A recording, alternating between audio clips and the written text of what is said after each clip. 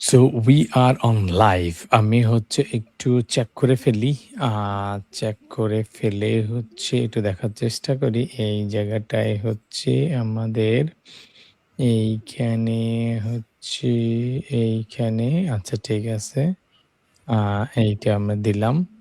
আমরা হচ্ছে তোমরা যারা দেখতেছো আমি গ্রুপটা একটু চেক করে ফেলি। তোমরা ঠিকমতো করে দেখতে পাচ্ছ কিনা সেটা একটু কমেন্ট করে জানাও বা শুনতে পাচ্ছ কিনা। আ বা সেটা একটু কমেন্ট করে জানাও আরকি। তাইলে হচ্ছে আমরা মোটামুটি নিশ্চিত হয়ে যাব। Uh how to start your AI/ML journey এই জায়গাটাতে আরকি। সো গ্রুপে লাইভটা স্টার্ট হয়ে গেছে। আমাদের সাথে কিন্তু অলরেডি আকাশ ভাই যুক্ত আছে। আকাশ ভাইয়ের সাথে হচ্ছে আমরা বেশ কিছু জিনিস আলোচনা করব। আ তোমরা যারা দেখতে পাচ্ছ তোমরা একটু কমেন্ট করে জানাও আরকি। ঠিকমতো করে শুনতে পাচ্ছ কিনা? ইয়েস জি ক্লিয়ার। আমাদেরকে আকিব ভাই কনফার্ম করছে যে ক্লিয়ার আরকি। তো খুব সিম্পল কয়েকটা প্রশ্ন দিয়ে আমরা হচ্ছে আজকে আলোচনাটা শুরু করব। আলোচনাটার মধ্যে হচ্ছে যে আমরা AI, ML ইঞ্জিনিয়ার অনেক কিছু হতে চাই। কিভাবে আমরা স্টার্ট করব? স্পেশালি হচ্ছে মানে লাস্ট কয়েক বছরে এই চেষ্টাটা চালাইছে আকাশ ভাই আমাদের সাথে আছে। বাট ভাইয়ের কাছ থেকে আমরা ফুল জার্নিটা শুনবো। চ্যালেঞ্জ গুলা কি জিনিস ছিল, রিয়াল ওয়ার্ল্ড কাজে গিয়ে ভাই ইন্টার্ন করছে সেইটার আ বিষয় আছে। সো এটাকে কনভার্ট করা রিলেটেড ফুল জার্নিটা ভাইয়ের কাছ থেকে শুনবো। তার আগে ছোট করে ভাইয়ের পরিচয়টা একটু আমরা জেনে ফেলি আরকি। সো আকাশ ভাই যদি তোমার পরিচয়টা একটু আমাদের সামনে তুলে ধরো আরকি।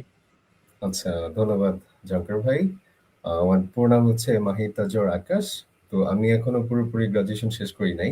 এর মধ্যেই পাইথনে জয়েন করেছি AML ইনস্ট্রাক্টর হিসেবে। তো আ তো শুরুটা হচ্ছে যে মানে আমার শুরুটা অনেক আগে যে AML জার্নিটা। বাট এটা বলতে গেলে আমার লাইফে একটা বড় অর্জন যে পাইথনের সাথে আছি এবং পাইথনের স্টুডেন্টদের লাইফে যদি কোনো চেঞ্জ আনা যাচ্ছে কিনা সেটা নিয়ে কাজ করছি আরকি। আচ্ছা আকাশ ভাই তুমি তো হচ্ছে ইউনিভার্সিটিতে ভর্তি হয়েছিলা যখন আরকি। হুম। তখন হচ্ছে আমাদের অনেকেরই অনেক ধরনের চিন্তা থাকে। আ যে আমি এটা করব, সেটা করব, ওটা করব। সো তোমার কখন চিন্তা আসলো যে ওকে AI, ML এমন একটা জিনিসের দিকে আমার আগ্রহ আছে। এটা তুমি বুঝছই বা কেমনে আরকি? অনেকের মানে স্বপ্ন থাকে কিন্তু সেটাকে তারা মানে কানেক্ট করে উঠতে পারে না। এরকম অনেক স্বপ্ন থাকে। তো তোমার স্বপ্নটা স্টার্টিং কিভাবে হইছে?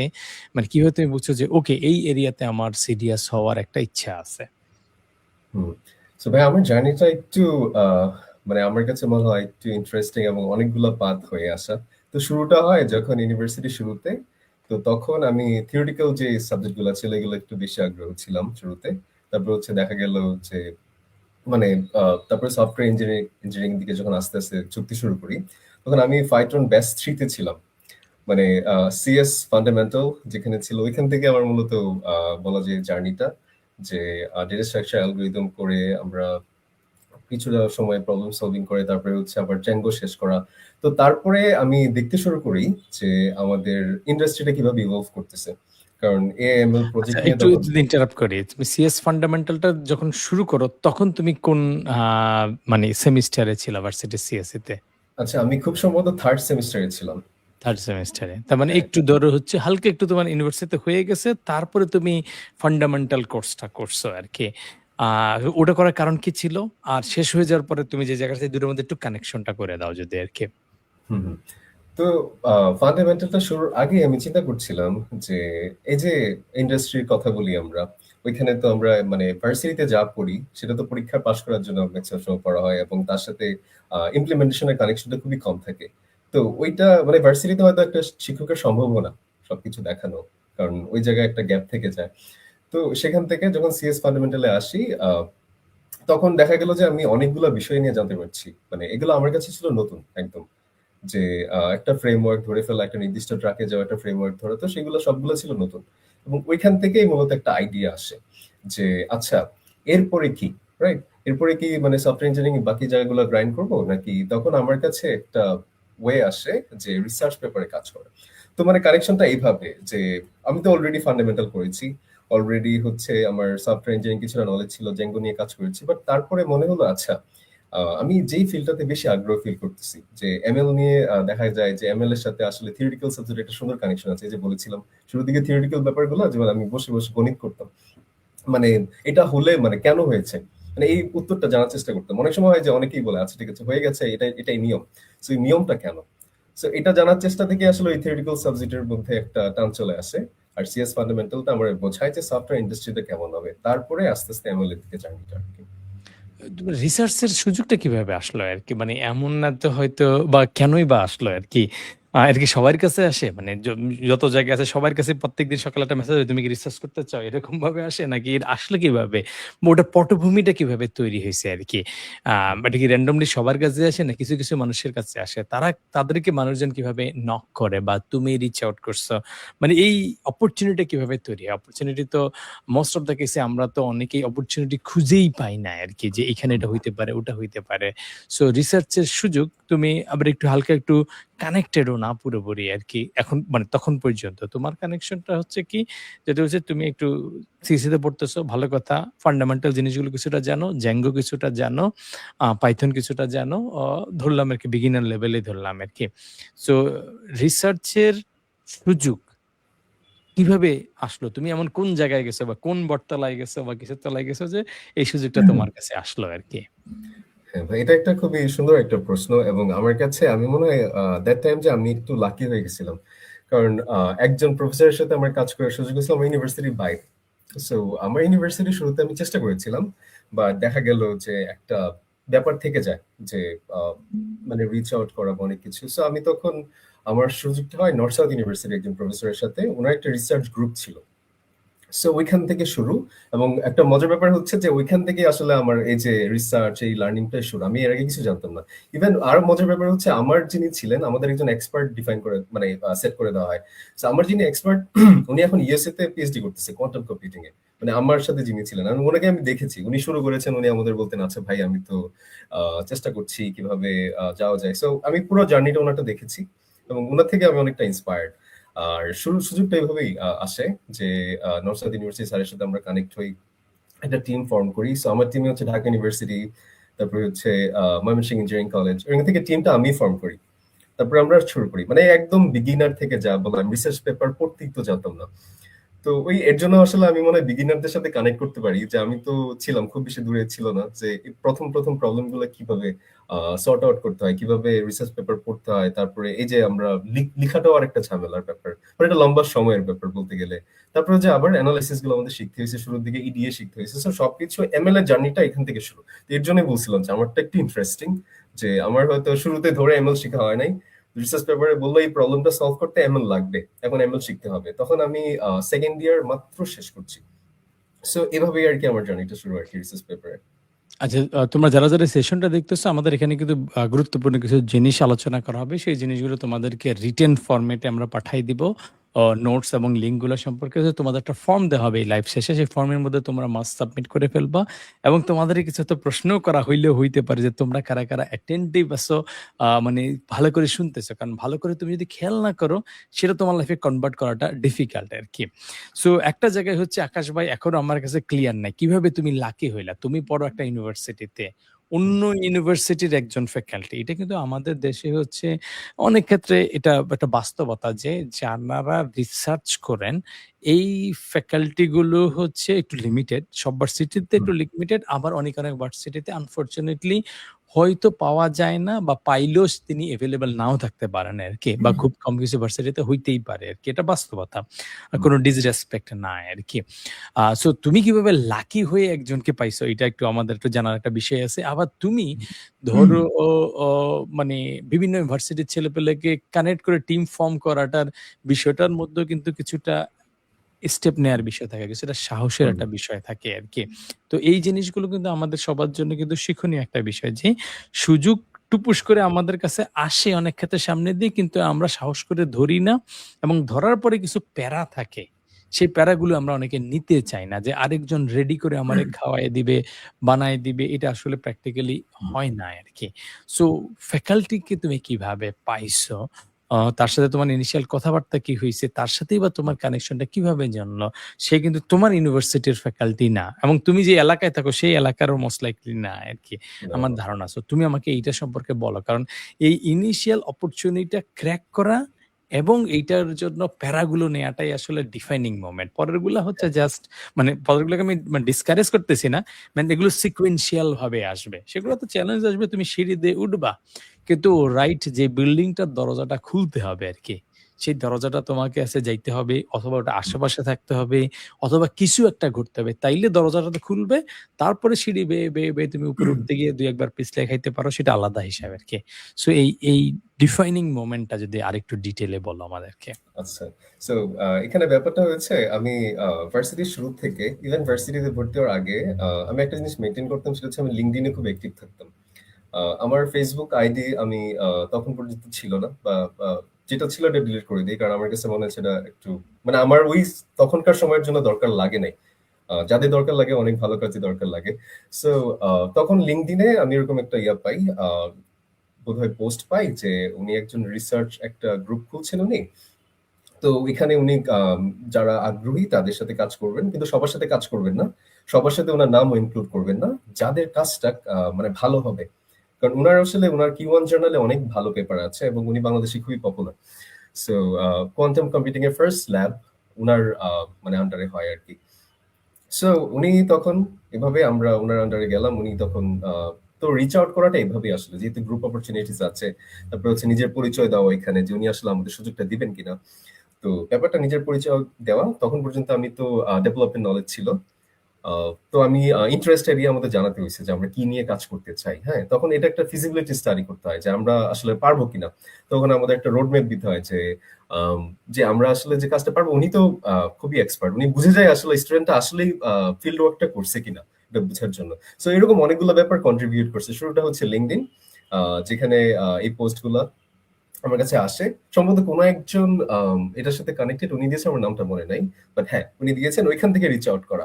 এবং টিম ফর্ম করা ওইটাও আসলে খুবই ইন্টারেস্টিং ছিল যে শুরুতে হচ্ছে ইউনিভার্সিটিতে আরেকটা ব্যাপার আমাদের দেশে আছে যে পাবলিক প্রাইভেট একটা ব্যাপার আছে। সো আমার শুরুতে আমার চারপাশের মানুষরা তো এইভাবে আমাদের ফিড করেছে যে হ্যাঁ, তুমি এখান থেকে তুমি জায়গায় যেতে পারবে না। সো তখন আমি এটা টোটালি বিলিভ করি নাই। সো যখন ওদের সাথে আমি একটা মিট করছি, সো আমি মনে হয় ইন্টারভিউ নেওয়ার মতো মানে আমি টিমমেট কাদের নিব। হ্যাঁ, সো আমি শুরুতে জানতাম না যে ওরা সবাই আমার সমানই। মানে আমাদের সেম সেমিস্টার। সো ওদের একটা নেওয়ার মতো যে ভাই আপনি কাজ করতে চাচ্ছেন, আপনি কতটুকু জানেন? পাইথন কতটুকু জানেন? আমাদের তো এই বিষয় লাগবে। আমাদের কিন্তু রিসোর্স প্রোভাইড করা হবে। আপনি কি শিখতে রাজি কিনা? সো এভাবেই আসলে করা এবং ওরাও মেনে নিছে আমাকে টিম লিডার হিসেবে। ওটা আমারও একটা সৌভাগ্য বলতে গেলে। সো এইভাবেই আসলে শুরু। আমার মনে হয় কমিউনিকেশন হচ্ছে কি? যে আমাদের এই সেক্টরে এসে আমাদের কথা বলতে হবে। আমি মাথায় কি আছে সেটা যদি তুলে ধরতে না পারি তাহলে অনেক সমস্যা ফেস করতে হবে আরকি। এটাই ছিল। কমিউনিকেশনটাই আসলে আসল কি ছিল আমার কাছে বলা যায়।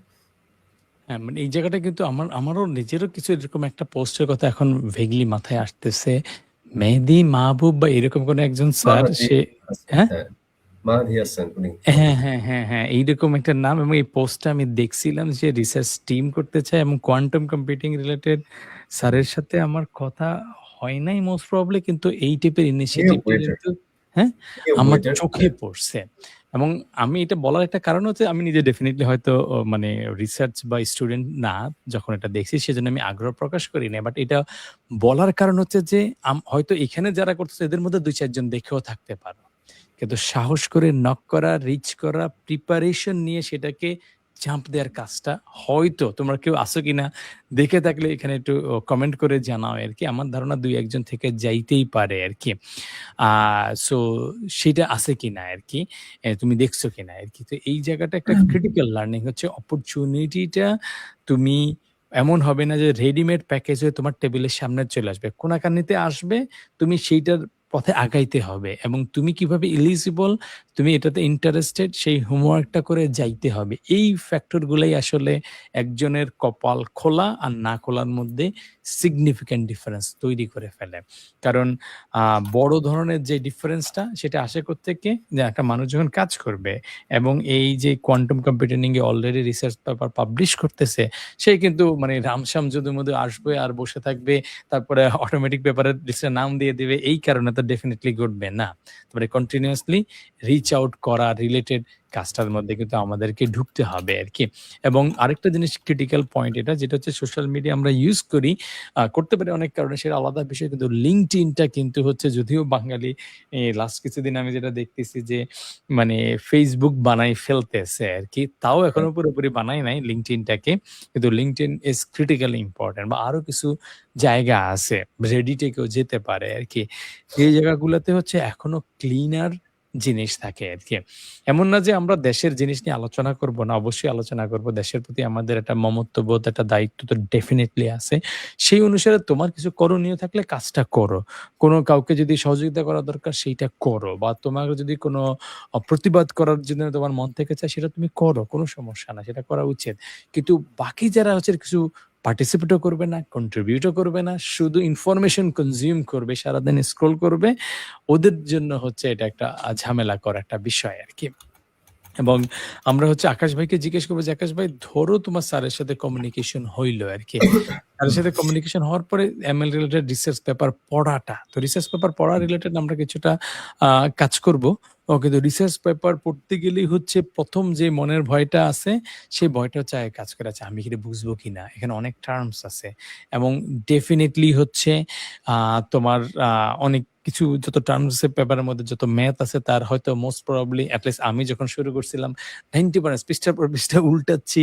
ম্যাথমেটিক্যাল সাইন এটা সেটা দিয়ে রাখছে। ২ একটা গ্রাফ থাকলে সেটা কিছু বুঝতেছি। গ্রাফগুলো বুঝা যায়। ডেসক্রিপশন বুঝি।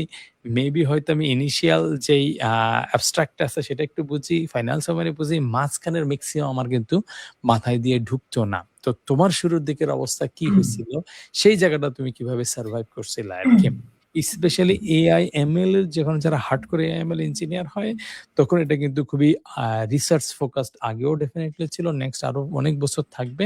যে রিসার্চ হেভি, ইনোভেশন হেভি হচ্ছে, যেটা আমরা ইনডাইরেক্টলি কিন্তু সোসাইটিতে দেখি যে আচ্ছা AI, ML এর এই যে ধরো কার্সর এটা নিয়ে আসতেছে, ChatGPT ওটা নিয়ে আসতেছে, Google ওটাকে পাল্টাপাল্টি করতেছে। এগুলোর ভিতরে কিন্তু প্রচুর রিসার্চ অ্যান্ড ডেভেলপমেন্ট R&D হয় আরকি। সো পেপার গুলোর ক্ষেত্রেও কিন্তু সেই রিসার্চ, ডেভেলপমেন্ট, নতুন ইনোভেশন, এক্সপেরিমেন্ট সেই জিনিসগুলো আছে। তো ইংরেজি বুঝার কিছু চ্যালেঞ্জ থাকে, ম্যাথমেটিক্স বোঝার বিষয় থাকে, AI, ML কোর ডোমেইন বুঝার কিছু বিষয় থাকে। অর্থাৎ সব দিক থেকে বেশ কিছু প্যারা থাকে। তো তুমি জিনিসটা কিভাবে ট্যাকেল দিছিলা আরকি? এই সম্পর্কে যদি আকাশ ভাই বলো। হুম। আ সো পেপার পড়লে যেটা হয় শুরুর দিকে যেটা হবে যে হারিয়ে যাওয়ার একটা চান্স আছে আ পেপারে। তো একটা ট্রিকস আছে। ট্রিকসটা যে কেউ চাইলে ফলো করতে পারে। এটাকে বলে আ 3 পাস রুল। সো রুলটা হচ্ছে যে ১ম এ যখন একটা পেপার আমরা দেখব আমি অবশ্যই সবটা পড়ে ফেলব না। মানে বুঝতে হবে যে আমার এক্সপার্টিস এর মধ্যে পেপারটা যাচ্ছে কিনা। কারণ অনেক কঠিন পেপার আছে যেটা দেখলে আমরা বুঝি না। তাই না? কারণ বুঝতে হবে এখানে পিএইচডি লেভেলের কাজও আছে। সেটা তো আমাদের দেখে বোঝা পসিবল না। সো যেটা করতে হবে যে 3rd পাস রুলটা করতে হবে যে ১ম পাস হচ্ছে যে আমার টাইটেলটা দেখতে হবে। টাইটেলটা দেখে ধরি টাইটেলটা হচ্ছে একটা হেট স্পিচ রিলেটেড কাজ। তো আমি তো জানি হেট স্পিচ মানে কি। সো আমার যেহেতু এই আইডিয়াটা আছে বাকি কাজটা আমার জন্য ইজি। এরপরে আমি কি করব একটা অ্যাবস্ট্রাক্টটা দেখব। অ্যাবস্ট্রাক্টটা দেখলেও আমার আরেকটু আইডিয়া হবে যে আচ্ছা অ্যাবস্ট্রাক্টে কিন্তু এখন জটিল কিছু ইউজ করা হয় না। ম্যাক্সিমাম সময় প্লেইন ইংলিশ, রাইট? সো অ্যাবস্ট্রাক্টটা দেখে হয়তো একটা আইডিয়া হবে আচ্ছা এই ব্যাপারটা তো এটা নিয়ে কথা বলতেছে। তারা চাচ্ছে যে এখন বর্তমানে যে স্টেট অফ দ্য আর্ট বলে মডেল নামে একটা কথা আছে যেটা অলরেডি অনেক ভালো পারফর্ম করছে। ওদের সাথে হয়তো তারা তুলনা করার চেষ্টা করতেছে। সো তারপরে হচ্ছে এরপরে আমরা আস্তে, আস্তে একটু সামনের দিকে আগাবো। মানে এই রুলটা যদি কেউ গুগল করতে পারে, এই রুলটা খুবই এফেক্টিভ। মানে এখন পর্যন্ত আরেকটু আমি আরেকটু করি কি কিওয়ার্ডটাও দেখি শুরুতে। যে কিওয়ার্ডও এড করা থাকে, কিওয়ার্ডটা দেখি। তারপরে ফিগার গুলাতে যাই। এবং লাস্টে কনক্লুশনটা পড়ি। মানে এখনো কিন্তু ফার্স্ট পাসের মধ্যেই আছি। যেখানে আমি এগুলা পড়ে আমি বুঝতে পারি যে আচ্ছা এমনে এখন এই পেপারগুলো হয়তো বুঝতে পারি বাট ধরেন আরেকটা পেপার আমি ধরলাম যেটা আমার এক্সপার্টিস এ নাই। তো আমি কিন্তু এই ফার্স্ট পাসেই বুঝে যাবো যে এটা আমার এক্সপার্টিস এ নাই। আমি তখন আর মেথোডলজিতে যাব না, যেটা আমি বুঝবো না। সো এটা একটা ব্যাপার। এই রুলটা যদি কেউ ইউজ করে এবং এগেইন একটা কথা আমি বলব যে আমার যখন লার্নিংটা ছিল একটু একা, একা ছিল। সো কমিউনিটির যে একটা গুরুত্ব আমি কিন্তু এটা খুব ভালো করে বুঝি। সো তখন একা, একা মানুষদের নক দিতে হয়েছে। আমি অনেককে নক দিছি। LinkedIn এ বিশেষ করে যে, "ভাই আমি এই সমস্যাটায় পড়েছি" এবং তারা খুবই ভালোভাবে রিপ্লাই দিয়েছে। সো আমার কাছে মনে হয় যে যখন একটা কমিউনিটি থাকে তখন কাজটা অনেক ইজি হয়ে যায়। গ্রুপ করে রিসার্চ পেপার পড়া যায় এবং ডিসকাস করা যায়। এই কাজগুলা খুবই মানে খুবই ইন্টারেস্টিং। যে হাইলাইট করে, করে আমি দেখব কাজগুলা। আমি যে সবটা বুঝতে পারবো তা না। এখনো অনেক জটিল ইকুয়েশন থাকতে পারে যেটা আমি এখন জানবো না কিন্তু আমি পরে জেনে নিব। মানে শুরুটা হচ্ছে হাম্বল হওয়া থেকে, যে হ্যাঁ আমি তো সব জানতে হবে এমন না, বাট আমি পরে জেনে নিতে পারবো। আমি হয়তো একটু গুগল করলাম অথবা জিপিটি কে বললাম যে এটার ইউজ কেসটা কি, রাইট? তাহলে আমার একটা ইনটুইশন দাঁড়ায়, তখন আমি বাকিটা গো থ্রু করতে পারবো। সো আমার ট্রিক্সটা হচ্ছে এইটাই, যে আমি যে সবটা পড়ে বুঝে ফেলি এমন না, আমার সবটা পড়া দরকারও লাগে না লিটারেচার রিভিউ করতে, বাট আমি মেইন আইডিয়াটা নিতে পারি আর কি। এই যে রুলটা বলেছি, থার্ড পাস রুল, বা তিনটা পাস আছে, first pass, second pass, third pass, এই রুলটার মাধ্যমে এই কাজটা বিগিনাররা চাইলে সহজেই করতে পারে। খুবই চমৎকার এবং এখানে খুবই ইম্পোর্টেন্ট একটা জিনিসও কিন্তু বলার চেষ্টা করছে। সেটা হচ্ছে যে ধরো ১ম এ আমি যখন ঢুকবো যেকোনো ফিল্ডে, এটা শুধু রিসার্চ পেপার পড়ার ক্ষেত্রে না, যেকোনো সেক্টরে তুমি যদি হচ্ছে ধরো AI, ML আর তুমি যদি প্রসেসটাকে শিখতে চাও, ডিপ লার্নিং শিখতে চাও, অথবা তুমি কোনো একটা ডেভেলপমেন্ট হয়তো ওয়েব ডেভেলপমেন্ট শিখতে চাও, বা তুমি ডাটা স্ট্রাকচার অ্যালগরিদম শিখতে চাও, ইউ অলওয়েজ স্টার্ট ফ্রম 0। তার মানে তোমার 100% হচ্ছে আননোন। আমরা যে জায়গাটায় গিয়ে ভড়কে যাই যে, "ও আচ্ছা আমি 99% বুঝতেছি না, আমি 90% বুঝতেছি না।" সবই মাথার উপর দিয়ে যাচ্ছে। অবশ্যই মাথার উপর দিয়ে যাবে। কারণ তুমি তো এই ফিল্ডে মাত্র ঢুকতেছ। তোমার অপোজিট সাইডে চিন্তা করতে হবে, ওকে আজকে আমি হয়তো 0.001% দেখলাম, বা আজকে হচ্ছে আমি একটা টপিক শিখলাম। যে ঠিক আছে, এই জিনিসটা হয়তো মেবি রিগ্রেশন, বা এটা হচ্ছে র‍্যান্ডম ফরেস্ট। র‍্যান্ডম ফরেস্ট কি? আচ্ছা বন জঙ্গল কোত্থেকে আসলো? জানি না। তো র‍্যান্ডম ফরেস্ট কি? এইটা আমি হয়তো একটু ChatGPT জিজ্ঞেস করলাম যে এই একটা কিওয়ার্ডই শিখলাম যে র‍্যান্ডম ফরেস্ট নামে একটা জিনিস আমি জানলাম। এই যে জিনিসটা কি? তো এইটাকে আমরা রিকগনাইজ করি না। আমরা রিকগনাইজ করি, আচ্ছা একটা পেপার ধরলাম, কিছুই বুঝতে পারলাম না। সেটাকে আমরা রিকোয়েস্ট করি। আমার আননোন টাকা। তখন কি আমার উপরে মেন্টাল প্রেশার কাজ করে, ছেড়ে দেওয়ার একটা টেনডেন্সি আসে। কিন্তু তুমি একটা প্রপারের হচ্ছে হাই লেভেল স্কিম থ্রু করে একটা কিওয়ার্ড তোমার চোখে লাগছে, এইটা নিয়ে তুমি দরকার হলে ১ ঘন্টা টাইম স্পেন্ড করলা বা ০.৫ ঘন্টা টাইম স্পেন্ড করলা। এর কনসেপ্টটা কি? কখন ইউজ করা হয়, কখন CNN হবে, কখন KNN হবে, কখন র‍্যান্ডম ফরেস্ট হবে। মানে এটা সম্পর্কে তুমি যদি জেনে ফেলো, তাহলে আজকের দিনটা কিন্তু তোমার একটা সাকসেসফুল ডে। তুমি এটাকে আমরা ফেইলিউর একটা ডে বানায় ফেলি কিভাবে? ও আচ্ছা এত বড় একটা পেপার কিছুই আমার মাথায় ঢুকে না। আমি তো সে ফেইলিউর। অথচ না, তুমি যে পার্সপেক্টিভ এ চেঞ্জ করো, আজকে তুমি একটা টপিক শিখতে পারছো আরকি। সো শুরুর দিকে এইভাবে আগানোটা অনেক বেশি ইম্পোর্টেন্ট। বা আমাদের যখন আমরা শিখাইতে যাই AI/ML এর কোনো একটা টপিকে যদি আমরা শিখাতে যাই, দেখা গেছে আজকের একটা দিনের মডিউলের ভিতরে ১০ টা টপিক আছে।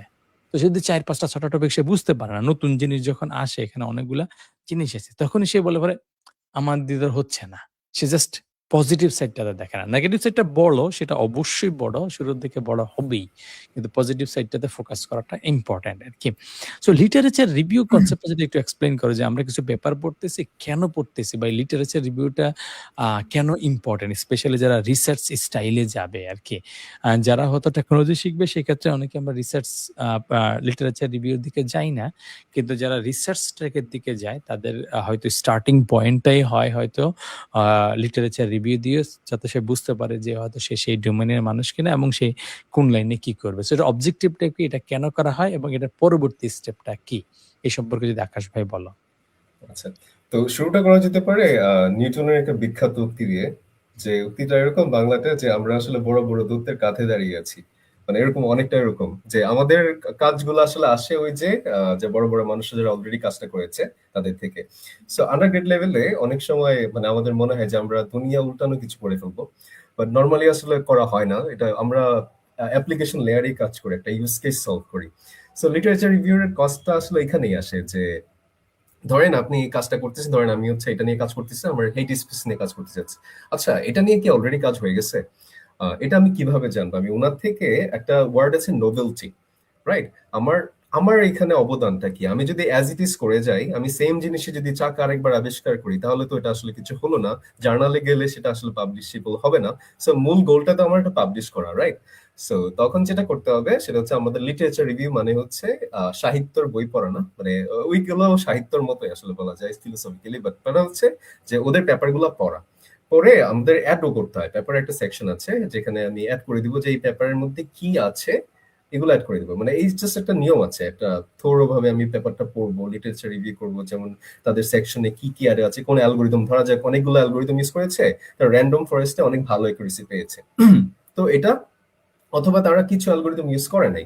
তো আমি হচ্ছে একটু ডিফারেন্ট কিছু করার চেষ্টা করব। ওইটাই আসলে লিটারেচার রিভিউর মূল যে মর্মার্থ, কেন করতে হবে।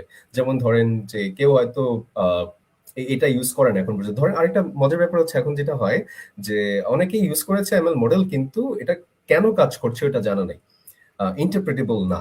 তখন আমরা এক্সআই ইউজ করতে পারি। আমাদের ওয়াটারফল ডায়াগ্রাম শ্যাপ ইউজ করলে সেখানে ওয়াটারফল ডায়াগ্রাম অ্যাড করে কোন কোন ফিচার গুলা হাইলি আমাকে এফেক্ট করছে আমার যে প্রেডিকশনটা, ওটা ইজিলি দেখা যায়। গেম থিওরির একটা অসম্ভব সুন্দর একটা কনসেপ্ট কোয়ালিশন দিয়ে বোঝানো হয় যে এই যে এক্সপ্লেনেবল এআই। সো এটা ইউজ করে আমি বলতে পারি আচ্ছা ওনার পেপারে এটা ছিল না, আমি এটা অ্যাড করেছি। ওনার পেপারে ডিপ লার্নিং এ কাজ করে না, আমি ডিপ লার্নিং এ কাজ করছি। ওনার পেপার এনএলপি এর কোনো ট্রান্সফর্মার মডেল ইউজ করে না, আমি কাজ করছি। সো এটা হচ্ছে নোবেলটি বের করার জন্য লিটারেচার রিভিউ দরকার, যে আমার পড়তে হবে ওদের কাজগুলো অলরেডি যেটা হয়ে গেছে। এটাই আসলে লিটারেচার রিভিউর মূল উদ্দেশ্যটা আর কি। এবং অনেক অনেক যে রিসার্চ পেপারের ভিতরে লাস্টের দিকে কিন্তু বলা থাকে যে ওরা নেক্সট পরবর্তী স্টেপগুলো কি করতে পারে বা কোন জিনিসগুলো করা উচিত না। এরকম অনেক কিছু আমরা এটা রিসার্চ করছি, এটা কিন্তু এটা হয় যায় রিসার্চ করছে, এটা ফেইলিওর, তোমরা এই রাস্তায় আগাইও না। এবং এখানে আরেকটা জিনিস হচ্ছে খুব কাজে লাগে, আমি যখন পড়তেছিলাম সেটা হচ্ছে অন্যদের লিটারেচার রিভিউ কিন্তু পাবলিশ করে আর কি, যে আমি টপিকের উপর লিটারেচার রিভিউ করছি এই স্পেশাল ডোমেনের মধ্যে, সেটাও কিন্তু পাবলিশ করে। সেই লিটারেচার রিভিউ পড়লে কিন্তু বোঝা যায় লিটারেচার রিভিউটা কিভাবে করে এবং সেখান থেকে তার ডিরেকশনটা কিভাবে করে আর কি। এটা খুবই ইম্পর্টেন্ট একটা অ্যাসপেক্ট। ধরো লিটারেচার রিভিউ আমার হয়ে গেল আর কি, ঠিক আছে, এবং এখান থেকে আমি বুঝতে পারলাম যে আমি এই ডোমেন সম্পর্কে আমার কিছুটা আগ্রহ আছে, তার পরবর্তী স্টেপটা কি? এরপরে স্টেপটা হচ্ছে যে আমার এখন মানে ইমপ্লিমেন্টেশনে যেতে হবে। যে এখন আমি ইমপ্লিমেন্টেশন যাব, তার আগে হচ্ছে যারা বিগিনার তারা যেটা ফেস করে যে আমাকে আগে জানতে হবে আমার কি কি জানতে হবে, রাইট? আমার ডিপেন্ডেন্সি গুলা কি। যেমন কেউ যদি ধরা যাক এলএলএম ফাইন টিউন করবে, তার কিন্তু জিপিইউ লাগবে। হ্যাঁ, ফ্রি টিয়ারে আসলে হইতে পারে তার মানে এত বড় গুলা তো করা যায় না, তাই না? তার যদি জিপিইউ না থাকে তখন বুঝতে হবে অল্টারনেটিভ কি আছে। মানে এটা জাস্ট একটা এক্সট্রিম কেস বললাম, যে আমরা একটা বড় আইডিয়া নিয়ে শুরু করতে পারি, কিন্তু আমার ফিজিবিলিটি টেস্টটা করতে হবে যে আমার আসলে আমি এটা পারবো কিনা, মানে আমার সাধ্যের মধ্যে কিনা। সো এটা একটা আমার মনে হয় এটা অনেক জিনিসের মানুষ মিস করে ফেলে। যে আমি দেখেছি মানে আমার ওই ফ্রেন্ডরাই যারা এখন মাত্র শুরু করতেছে, তো আমি তো আগে থেকে করছি, তখন আমি তো দেখি আইডিয়া গুলো দেখি যে না, এই আইডিয়াটা সম্ভব না, মানে আমাদের সাধ্যের মধ্যে সম্ভব না। কিন্তু ওরা কিন্তু আইডিয়া নিয়ে বসে আছে যে আমি এটা গিয়ে বলবো আমাদের সুপারভাইজারকে, স্যার আমি এটা করবো। সো এটা একটা ব্যাপার মানুষ বুঝতে পারে না। এটা লিটারেচার রিভিউ করলে বোঝা যায়, একটা এক্সপিরিয়েন্সের ব্যাপার আছে যে বোঝা এটা আমার সাধ্যের মধ্যে কিনা। তো আমার মনে হয় তখনই ফিজিবিলিটি টেস্টটা করে আলটিমেট ইমপ্লিমেন্টেশনে চলে যাওয়া আর কি, এরপরে কাজটা। আচ্ছা ঠিক আছে, তোমরা যারা অ্যাটেন্টিভ আসছো কিনা তাদের জন্য হচ্ছে একটা কুইজের অ্যান্সার দাও। যে কিছুক্ষণ আগে ভাই হচ্ছে একটা পেপার পড়তে গেলে হচ্ছে কিছু পাস করতে বলছে, বাইপাস বা কত সংখ্যক পাস। সো সেই পাসটা কয়টা সংখ্যা ছিল আর কি? তোমরা যারা অ্যাটেনশন করে দেখতেছো তোমরা বলতে পারবা যে সেখানে কয়টা পাস ছিল আর কি। এবং প্রথম পাসের উদ্দেশ্যটাকে সেটাও চাইলে অ্যাড করে দিতে পারো, তো দেখতে চাই তোমরা আসলে অ্যাটেনশন দিচ্ছ কিনা আর কি। তো সেটা তোমাদের জন্য একটা কুইজ থাকলো, পপ আপ কুইজ। অ্যান্সার দিয়ে দাও, দেখি সবার আগে অ্যান্সারটা কে দিতে পারে। আমি এখানে একটু দেখার চেষ্টা করি। একজন দিয়ে দিছে, জনি ভাই একটা অ্যান্সার দিয়ে দিছে। তারপরে আমাদের ভূপাল রয় অপু সম্ভবত সে দিছে। তারপরে হচ্ছে আর কে অ্যাটেন্টিভ আছে, দেখি অ্যাটেনশন দিচ্ছে কে। আমাদের মজুমদার আছে, পার্থ মজুমদার। আরেকজন দেখি, আমরা ৫ জন দেখি যে কারা কারা অ্যাটেনশন দিচ্ছে আর কি। যে ঠিক মতো করে আমাদের মাহবুব আল হাসান আকিফ এন্ড রাতিক, ৫ জন পাওয়া গেছে আর কি। So this are the 5 attentive person যারা দিয়ে দিছে। এখন ওয়ালিউল্লাহ দিচ্ছে, এমজে ওয়ালিউল্লাহ এন্ড মিসবা পিয়াল দিয়ে দিছে। তো আমরা ৫ জনকে পেয়ে গেছি যারা একটু অ্যাটেনশন দিচ্ছে আর কি। সো এইবার আমাদের আকাশ ভাইকে হচ্ছে আমরা জিজ্ঞেস করে ফেলি যে আকাশ ভাই, ধরো হচ্ছে আমার কাছে হচ্ছে দাঁড়াইলো যে আমি লিটারেচার রিভিউ করছি, আমার এরিয়াটা কোন জায়গায় যাবে। তো এখানে হচ্ছে ২ টা জায়গার মধ্যে একটা কনফিউশন চলে, স্পেশালি তোমার ক্ষেত্রে চলাটা খুব স্বাভাবিক। তুমি তো এআইএমএল শিখে রিসার্চের ভিতরে ঢুকো নাই আর কি। সো এবং রিসার্চ করা মানে হচ্ছে তুমি ইন্টারেস্টিং কিছু একটা জিনিস করবা। সো তোমার যেই কোর যে নলেজটা সেটা তুমি কিভাবে ডেভেলপ করছিলা? তোমার এতক্ষণ পর্যন্ত আমরা যতটুকু বুঝছি তুমি সিএস ফান্ডামেন্টাল করছো। ওইটার কোনো ভ্যালু আছে কিনা? এটা একজন প্রশ্ন করছিল, সেই প্রশ্নটাতে আমরা হয়তো একটু পরের দিকে যাব। সো তুমি ফান্ডামেন্টাল, একটু পাইথন, জ্যাঙ্গো জানা পাবলিক, কিছু রিসার্চ পেপার করছো। এখন তুমি এআইএমএল শিখা শুরু করছো নাকি তোমার রিসার্চের দিকে আগাইছো? যদি এআইএমএল এর দিকে যাও সেটা কিভাবে করছো আর কি? আর যদি রিসার্চের দিকে যাও, প্যারালাল যদি চালাও, মানে আগে পরে সিরিজ চালাইছো কিনা নাকি প্যারালাল চালাইছো সেটা সম্পর্কে বলো। অর্থাৎ তোমার ট্রু এমএল জার্নিটা কি এই মুহূর্তে শুরু হইছে কিনা? যখন লিটারেচার রিভিউটা শেষ হইছে তারপর থেকে তোমার এই জার্নিটা শুরু হইছে কিনা? সেটা কিভাবে শুরু হইছে আরকি? শুরুতে এটা দিয়ে শুরু করা যায় যে, যে Python-এর যে ফান্ডামেন্টালস এর কোনো ভূমিকা ছিল কিনা? অসম্ভব ছিল। আসলে বলা যেতে পারে অনেক বেশি ছিল। কারণ আমার যে Pythonic thinking টা এটা কিন্তু দরকার। আমরা Python নিয়ে কাজ করি। আর প্রোগ্রামাররা যেভাবে চিন্তা করে আমার আল্টিমেটলি যে আমার একটা প্রবলেম সলভ করতে হবে, মানে আমি ল্যাঙ্গুয়েজ ডিপেন্ডেন্ট না হয়ে একটা প্রোগ্রামের মধ্যে চিন্তা করাটা কিন্তু ফার্স্ট মেইন। হ্যাঁ, বলতে গেলে এই ফিল্ডে। এখন অনেকে চিন্তা করতে পারে, আচ্ছা আমার রিসার্চ পেপারে তো এটা লাগে না। কথা হচ্ছে যে লং টার্ম সাস্টেইন করতে হলে লাগে। যে কোনো ভালো রিসার্চার তারা প্রোগ্রামিং জানে। সো হ্যাঁ, প্রোগ্রামিংটা আমি জানি, হইল। কিন্তু এরপরে পাইথনটা জানাটা আমাকে অনেক হেল্প করছে যে একটু কিছু ক্লাসেস স্কিপ করাটা। বাট তারপরে যেটা হলো যে আমার শিখতে হলো, বা শুরুতে ঘাটাঘাটি করতেছি যে আসলে এখন আমার পাথটা কি হবে। পরে দেখলাম যে আমার কিছু লাইব্রেরি শিখতে হবে। সেটা হইতে পারে ডেটা লোডার। ডেটা তো আমার লোড করতে হবে, তাই না? এখন ডেটাটা কি উপায়ে থাকতে পারে, স্ট্রাকচার থাকতে পারে, আনস্ট্রাকচার থাকতে পারে। হতে পারে আমার ডেটাটা হচ্ছে কোনো একটা লাইভ স্ট্রিম থেকে আসতেছে, মানে ডেটা অনেক রকম ভাবে আসতে পারে, তাই না? সেটা আমার ইউজ কেসের উপর ডিপেন্ড করতেছে। সো ডেটা লোডার সম্পর্কে জানতে হয়েছে, তারপরে হচ্ছে কিভাবে ইডিএ করতে হয়। মানে এই যে প্রোগ্রামিং চিন্তাটা কিন্তু ছিল, কিভাবে প্লটিং করতেছে একটার পর একটা করে যাচ্ছি, এবং আমি নিজের মতো করে দেখা গেল শুরুর দিকে আমি লাইব্রেরিটা ইউজ করার চেষ্টা করতাম না। আমি ধরতাম যে এই যে আমরা ফরওয়ার্ড ফিল, ব্যাকওয়ার্ড ফিল করতেছি, ইম্পিটিশন করতেছি, এগুলো আমি নিজে নিজে করতাম, মানে লাইব্রেরি ছাড়া। মোস্ট মোস্ট অফ টাইম অনেক সময় লাগতো, বাট পরে বোঝা গেল আচ্ছা আমি এখন লাইব্রেরিতে ডিপেন্ডেন্ট কেন হব, কারণ আমার সময়টা বাঁচানো। এই যে যে ট্রেড অফটা, কিন্তু আগে তো চিন্তাটা থাকতে হবে যে সবসময় তো আসলে ফাংশন সবকিছু করে দিবে না। সো ওইটা একটা প্রোগ্রামিং এর যে চিন্তাটা ছিল, এই চিন্তাটা অনেকটা হেল্প করেছে। তারপরে হচ্ছে আমাকে রিসার্চ পেপারের জন্য এখন কি লাগবে, রাইট? এখন আমার সব লাগবে না, মানে এই চিন্তাটা ছিল সবচেয়ে গুরুত্বপূর্ণ। তখন আমি স্টেপ বাই স্টেপ রাখলাম, আচ্ছা আমি আজকে এটা শিখবো। ডেটা প্রি প্রসেসিং শেখাটা একটু সময় লাগছে। সো এটা শিখবো, তারপরে হচ্ছে অ্যালগোরিদম গুলো শিখবো। অ্যালগোরিদম শিখলে আসলে দেখা গেল যে শিখার সাথে সাথে আমি একটু খুঁজে ফেলতাম যে এই অ্যালগোরিদম গুলা কোন কোন কেসে ইউজ করছে, এবং এটা আসলে মানে ইউজ কেসটা জানার চেষ্টা করতাম। মানে আমার মনে হয় যে ইঞ্জিনিয়ারিং মাইন্ডসেট বলে একটা কথা আছে, যে ইঞ্জিনিয়ারিং মাইন্ডসেট হচ্ছে সবসময় খুঁজে যে এটা আমি কোথায় ইউজ করবো, রাইট? সো এই মাইন্ডসেটটা যদি থাকে আমার মনে হয় অনেকের অনেক ইজি হবে। বাট সময় সাপেক্ষ ব্যাপার, মানে কেউ ভাবতে পারে আচ্ছা এটা তো আমি একটা একটা বছরের জার্নি আমি বলতেছি, হ্যাঁ, অল্প কথায়, কিন্তু এটা কিন্তু অনেক লম্বা। সব অনেক সময় হতাশ হয়ে গেছি, কারণ এই যে কমিউনিটি আমার ছিল না। আমার সাথে বন্ধুরা দেখা গেল যে আচ্ছা আমি তো এটা করতেছি, টাইম পাস করতেছি, এটা করতেছি, হ্যাঁ, কেউ একজন ওয়েবে কাজ করতেছে, কেউ কম্পিটিটিভ প্রোগ্রামিং করতেছে, আমি এখানে এমএলএ একা হয়ে গেছি। সো আমার আশেপাশে কেউ নাই। সো আমাকে তখন কমিউনিটি খুঁজতে হয়েছে, মানে অনলাইনে করে। সো আমার সবকিছু মিলে আমার একটু সময় গেছে, কারণ আমি নিজে নিজে যেহেতু করছি। বাট আলটিমেটলি ওই ইডিএ প্রি প্রসেসিং, তারপরে হচ্ছে আপনার মেশিন লার্নিং এর গুলো শিখে, তারপরে আবার আমার বিশেষ করে মজার ব্যাপার হচ্ছে যে আমার এনএলপিও শিখতে হয়েছে শুধু পেপারের জন্য।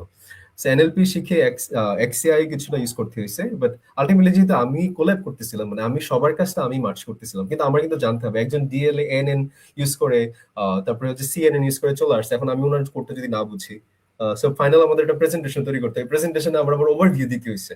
সো আমার ক্ষেত্রে একটু কোয়াইট হাসিল গেছে যে সবগুলো মেনটেন করা। বাট এই যে এই একটা অ্যাপ্রোচ ফলো করছি, সেটা হচ্ছে ইউজ কেসটা ফার্স্টে জেনে তারপরে অ্যালগরিদম শিখে ফেলা।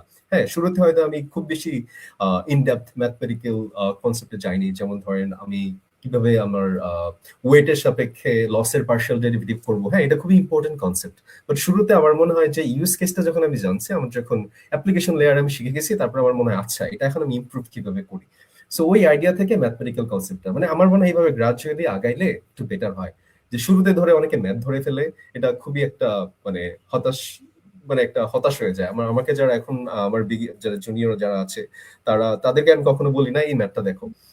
আমি বলি যে তুমি আগে জানো এটা কোথায় ইউজ হয়, কিভাবে ইউজ হয়, অ্যালগোরিদমটার মেন আইডিয়াটা, ইনটুইশনটা, তারপরে ম্যাথে চলে যাও। সো আমার মনে হয় এইভাবে ইয়াটা বেটার হয় আর কি, অ্যাপ্রোচটা।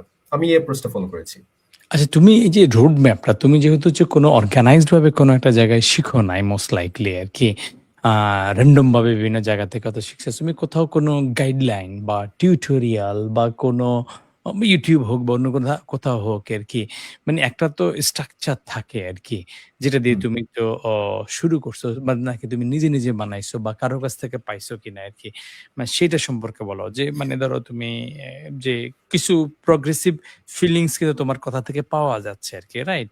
যে আমি এখানে ট্রাই করছি, নিজে, নিজে ট্রাই করছি। তারপরে গিয়ে হয়তো ব্যাকওয়ার্ড প্রপাগেশন বা কিছু একটা বুঝছি। তারপরে হয়তো লাইব্রেরিতে গেছি বা কোন লাইব্রেরিটাকে তুমি ইউজ করছো বা আ কোন জায়গার জিনিসটাকে ইউজ করছো, এইটার আউটলাইনটা গুলো তুমি কোত্থেকে পাইছো? যেটাকে আমরা রোড ম্যাপ সাধারণত বলি আরকি। হুম, রোড ম্যাপটা কিন্তু হয়তো ডাইনামিক হয় অনেকের ক্ষেত্রে, অনেকের ক্ষেত্রে ফিক্সড ও হইতে পারে যে আমি এক্সাক্টলি এটাই ফলো করছি। অথবা এখান থেকে কিছু নিছি, তারপরে আবার ওখান থেকে নিছি। তো এই জার্নিটার মানে আউটলাইনটা যদি বলো আরকি। হুম। সো আমার ব্যাপারটা হচ্ছে আমার সময় আরেকবার আমি বলতে গেলে লাকি হইলাম। এই কারণে যে আমার সময় ChatGPT ছিল। সো আমি ChatGPT কে বলছিলাম আমাকে রোডম্যাপ বানাই দিতে যে আমি এই কাজটা আল্টিমেট করতে চাই। আমি এই অ্যালগরিদম গুলো ইউজ করব। NLP তে আমি BART এপ্লাই করব, বাংলা BART, mBART সবগুলো এপ্লাই করব। এখন আমার কি, কি শিখতে হবে আমাকে বলো। তখন সে আমাকে একটা রোডম্যাপ বানায় দেয়। সো আমি রোডম্যাপটা ধরে আসলে দেখা যায় একটা চ্যানেলে বুঝি নাই। যেমন শুরুর দিকে আমার একটু ভুলে স্ট্যাট কোয়েস্ট নামে একটা চ্যানেল ছিল। ওটাতে চলে গেলে দেখলাম উনি তো নিজে রিসার্চার, উনি পিএইচডি করা। উনি যেভাবে বোঝাচ্ছে আমি বুঝতে পারছি না। তখন হয়তো একটু অন্য চ্যানেলে গেলাম। মানে ব্যাপারটা হচ্ছে এরকম কনসেপ্ট আমি মানে টপিক জানি কি জানতে হবে, তখন হয়তো যেখান থেকে দেখে ফেলছি আরকি। আর একদমই না বুঝলে কোডটা দেখে বোঝার চেষ্টা করছি। সো এরকম ভাবে আরকি মিক্সড করা, ব্যালেন্স করা ছিল আরকি। সো এখানে তোমরা যারা আসলে তোমাদের সবাই কিন্তু এটা বুঝো। তো তোমাদের জন্য এটা আমি একটা পপ কুইজ দিয়ে দেই আরকি। রোড ম্যাপ আসলে কই পাওয়া যায়? তুমি যাই করো আরকি। সে AI ML শিখো, অন্য কিছু শিখো, রোড ম্যাপটা, জার্নিটা, গাইডলাইনটা পাওয়ার এমন একটা জায়গায় তোমরা ৪-৫ বছর ধরে হচ্ছে বসবাস করতেছো যে মানে এর গত ৮-১০ বছর ধরে জিনিসটা অনেক বেশি জানা গেছে যে তুমি যদি ট্রুলি শিখতে চাও তোমার রিসোর্স এবং গাইডলাইন এ কিন্তু অভাব নাই। সো পপ কুইজ থাকলো যে গাইডলাইনটা কই পাওয়া গেছে? কোথায় পাইছে আরকি গাইডলাইনটা? আকাশ ভাই যে তার রোড ম্যাপটা কোথায় পাইছে? তোমরা অনেকে বলো যে এআই ML এর রোড ম্যাপ দেন, রোড ম্যাপ দেন। সো দেখি এটা সবার আগে কে অ্যান্সারটা দিতে পারে? আ আমাদের মিসবাহ পিয়াল সবার আগে অ্যান্সার দিয়ে দিছে যে ইয়েস ইউ নো দ্যাট। এমন না যে তোমার এই জীবনে ১ম জানছো বিষয়টা আরকি। পার্থ মজুমদার বলে ফেলছে। ৩ নাম্বারে কে বলে দেখি আমাদের? আ নাম্বার 3 আমাদের মোহাম্মদ সজীব আরকি। যে তুমি কিন্তু জানো এটা তোমার কাছে কিন্তু সারপ্রাইজিং না, শকিং না, ওয়াও না। কিন্তু তুমি কি আসলে এপ্লাই করছো? সেটা জিজ্ঞেস করো। তো জিনিসটা তুমি জানো, বুঝো। এবার নিজেকে প্রশ্ন করো যে, আমি কোন রোড ম্যাপের জন্য কি আমি ইউজ করছি? আমি জানি এটা করা যায়। এই যে আকাশ ভাই করছে it's not a like a super secret যে দুনিয়ার আর কেউ জানবে না বা তুমি জানবা না সেটা কিন্তু না। তুমি কি এই পারপাস এ ইউজ করছো কিনা? Ask yourself. করছো কিনা? তো এটাই আসলে ডিফারেন্স আরকি। টুলস সবার কাছেই আছে। রাইটফুলি অ্যাক্সেস তোমার পয়সাও দেয়া লাগে না। এমন না যে তোমার কাছে পয়সা দিতে হবে। কিন্তু আমরা ইউটিলাইজ করি কিনা সেটা তুমি নিজেকে জিজ্ঞেস করলে তুমি অ্যান্সার পেয়ে যাবা যে তুমি রাইট পথে আছো কিনা বা রং পথে আছো আরকি। সো একটু যদি আরেকটু সামনের দিকে আমরা আগাই, ধরো তুমি শিখতেছো, নিজস্ব রোড ম্যাপ করতেছো, বিভিন্ন জায়গাতে শিখতেছো। এই শিখার মানে কিন্তু 100% গেলেই বুঝে ফেলা না সেটা তুমি বলছো এবং তোমার নিজস্ব প্র্যাকটিস নিজের প্র্যাকটিসের স্ট্র্যাটেজিটা কিরকম ছিল? কোথায় গিয়ে সেই প্র্যাকটিস গুলা করতা আরকি? এটা সম্পর্কে যদি একটু ধারণা দাও আরকি আমাদেরকে আকাশ ভাই। হুম। সো প্র্যাকটিসের স্ট্র্যাটেজি গুলো একটু মিক্সড আপ ছিল। শুরুতে আমরা তো কোল্যাব দিয়ে শুরু করি নরমালি, তাই না? সো কোল্যাবে এনভায়রনমেন্ট একটু ইয়ে হয়ে গেলে তারপরে দেখা যায় এখানে আমরা EDA করতেছি, এটা করতেছি। সো প্র্যাকটিসের ব্যাপারটা এটা ছিল যে নরমাল কোল্যাব ইউজ করে আমরা প্র্যাকটিস করতাম। বাট আরেকটা ব্যাপার ছিল যে মানে দেখা গেল প্র্যাকটিস করতেছি বাট এটা অনেকটা হয়ে গেল যে করে যাচ্ছি কিন্তু আমি আসলে কোথায় যাচ্ছি আলটিমেটলি। হ্যাঁ? সো এই নলেজটা যে আমার আসলে হ্যাকাথন তখন মানে আমি আসলে একটু আর্লি শুরু হয়েছিল তো সো আমার সেকেন্ড ইয়ারের শেষেই বোধহয় আমি একটা হ্যাকাথনে তখন চ্যাম্পিয়ন হই। সো তখন আমার মনে হইলো যে না ওইটাতে আমার এমএল নিয়েই ছিল, এমএল রিলেটেড ছিল যেটা হ্যাকাথন ছিল। সো তখন ওটা থেকে বুঝতে পারি আচ্ছা আমি যে প্র্যাকটিস করতেছি তখন আলটিমেট গোল হচ্ছে এটা, এখানে যেতে হবে। মানে আমি শুধু রিসার্চ পেপারের জন্য কাজ করতেছি ঠিক আছে বাট এরপরের গোলটা কি রিসার্চ পেপারটা শেষ হয়ে গেলে আমার কি হবে মানে ওই আইডিয়াটা এখান থেকে মানে প্র্যাকটিসটা জাস্ট আমরা কোর লেভে করলাম বা যেখানেই করলাম সমস্যা নেই কিন্তু এরপরে আমার মনে একটা লং টার্ম ভিশন রাখা যে কিভাবে এরপরে কি হবে মানে এরপরে আমার কি আসবে একটার পর একটা একটার পর একটা করতে থাকা। হ্যাঁ সো এটা খুবই গুরুত্বপূর্ণ আমার কাছে মনে হয়। আচ্ছা আমরা আর কয়েকটা প্রশ্ন নিব। তারপরে তোমরা যারা সেশনটা দেখতেছো তোমাদের প্রশ্নগুলা নিব। আনফরচুনেটলি প্রশ্নগুলা হচ্ছে আমরা যেখান থেকে লাইভ করতেছি সেখানে দেখতে পারতেছি না। তার মানে প্রশ্নগুলো আসলে আমি ৩-৪ টা প্রশ্ন হয়তো দেখতে পারি। আবার লাফ দিয়ে চলে যায় আরকি। অলরেডি কিছু প্রশ্ন আমি দেখতেছি মোশাররফ হোসেন করতেছে। আরো কয়েকজন করছে। তো এই তোমাদের প্রশ্নগুলো নিব। আমি আরো হয়তো ২-৩ টা প্রশ্ন পরেই তোমাদের প্রশ্নগুলো নেয়া শুরু করব। আমার দিক থেকে আর ২-৩ টা প্রশ্ন আছে। তারপরে যাবো আরকি। আ সো এর মধ্যে হচ্ছে তোমার আ একটা প্রশ্ন হচ্ছে তুমি কেইগেল সম্পর্কে আসলে কোন স্টেজে এসে তুমি কেইগেল সম্পর্কে জানছো এবং এইটাকে তুমি কিভাবে ইউটিলাইজ করছো? এই সম্পর্কে যদি আমাদেরকে বলো আরকি। হ্যাঁ, ওইটা হচ্ছে যখন আমরা ডেটা সেট খুঁজি, তখনই মূলত ম্যাক্সিমাম জন আসলে কেগুলের নাম জানে। বাট কেগুলের ডেটা সেট হচ্ছে ম্যাক্সিমাম সময় সিনথেটিক হয়। সো ওই ডেটা সেটটা খুব একটা ইউজ করলে আসলে লাভ হয় না। কেগুলের ডেটা সেট আরো অনেক ভালো আছে। সো ডেটা সেট যখন আমরা খোঁজা শুরু করি, তখন ইউসিএল এ সম্ভবত আরো অনেক মানে রেপোজিটরি আছে যেগুলো অথেন্টিক ডেটাতে, জেনোডো আছে। সো ওই ডেটা সেট খোঁজাটা থেকেই আসলে কেগুলের শুরু। কিন্তু কেগুল তো আসলে ডেটা সেটের মধ্যে সীমাবদ্ধ নাই। সেখানে কেবল কম্পিটিশন হয়। তারপরে সেখান থেকে আমি অনেকগুলো কোর্স করেছিলাম কেবল থেকে। সেগুলো সার্টিফিকেট লিঙ্কডইনে খুব ভালো আমাকে হেল্প করেছে যে বিভিন্ন জায়গায় রেকমেন্ডেশনে। সো এগুলা কেগুলে আলটিমেটলি এগুলাই করা যায়। মানে আমরা তারপরে কম্পিটিশন করা যায়। যদি কম্পিটিশন আমি এতটা করি নাই, বাট দেখা গেছে যে কম্পিটিশন করেছে এমন অনেক আমার সাথে রিচ করেছে যে ভাই এটা কি হয়। সো আমি তখন এক্সপ্লোর করলাম। কেবল কম্পিটিশনের বদলে আমি হচ্ছে রিয়েল ওয়ার্ল্ড এর প্রজেক্ট নিয়ে কাজ করছি বেশি হ্যাকাথন গুলাতে। সো বাট কেগুলে আসলে খুবই ইন্টারেস্টিং। কেগুলে কেউ সার্টিফিকেট নিতে পারে, অনেকগুলো ফ্রি কোর্স আছে, সার্টিফিকেট নিতে পারে, প্লাস হচ্ছে সে তার লার্নিংটার জন্য একটা কমিউনিটি পায়, অনেকে নোটবুক তৈরি করে রেখে দেয়। তখন আমার যদি কুইকলি দেখা লাগে যে আচ্ছা এই অ্যালগোরিদমটা কোন কাজে ইউজ করছে, সো তখন কেবল থেকে আমি নোটবুকটা ইজিলি দেখতে পারি, কার্নেল বলি আর কি আমরা এটাকে। সো খুব ইজিলি দেখতে পারি, গো থ্রু করতে পারি, এটার অ্যাকুরেসি কতটুকু তারা আনতে পারছে, এরকম অনেক আইডিয়া কেবল থেকে পাওয়া যায়। সো বলতে গেলে এখন এমন একটা পর্যায়ে আসছে যে আলাদা রকম কেবল নামটা মনে থাকে না, আমি এই জায়গায় যাবো, এটাই মানে একটা মানে ডিফল্ট হয়ে গেছে ব্রেনের মধ্যে যে এটা এটা যেতে হবে। এরকম যেমন হাগিং ফেস হয়ে গেছে, এগুলা এর জন্য আলাদাভাবে মেনশন করা হয় না, বাট এগুলা কিন্তু আমাদের জায়গা ডেটা সায়েন্সে আছে, যে ক্যাগল, হাগিং ফেস এবং আরো অনেক বিষয় আছে। এবং এই জিনিসগুলো করতেছো তুমি কিন্তু বেকার না। তুমি স্টুডেন্ট, রাইট? তোমার পড়াশোনা আছে, সেমিস্টার ফাইনাল আছে। আ তো এগুলোর ভিতরে তুমি কিভাবে আসলে ফোকাস টাইমটাকে ম্যানেজ করতে, এবং আমি যতটুকু জানি তোমার রেজাল্টও মোটামুটি একটা ভালোর দিকে আছে আরকি। সো এমন না যে ধরো তুমি টেনে-টুনে ফেল করতে, করতে এগুলা করতেছো, সেটাও কিন্তু না। আবার এগুলো তোমার কারিকুলামের মধ্যেও নাই আরকি। সো রেজাল্ট একটু টপের দিকে রাখা, মানে তুমি মানে ক্লাসে 1st, 2nd এরকম কিছু একটা আছো মনে হয়। তো সেটা রাখা, প্লাস আবার এই জিনিসগুলো এক্সপ্লোর করা, সেমিস্টার, ল্যাব, অন্যান্য জিনিস তো আছেই আরকি। তো এগুলোর ভিতরে তুমি আসলে কিভাবে ব্যালেন্স করছো? এটা সম্পর্কে যদি একটু বলো আরকি। এখানে একটা ইন্টারেস্টিং ব্যাপার হচ্ছে, শুরুর দিকে যখন আমি মানে ভর্তি হই তখন আমার 4 আউট অফ 4 ও ছিল।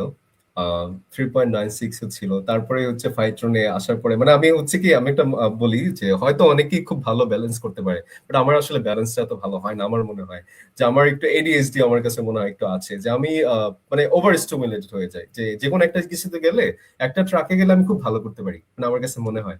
বাট স্ক্যাটার্ড হলে হয় না। সো যেটা দেখা গেল যে শুরুর দিকে ছিল বাট রেজাল্ট একটু একটু কমে, বাট ব্যালেন্স করাটা আসলে আমার কাছে মনে হয় খুবই মেইন একটা জিনিস।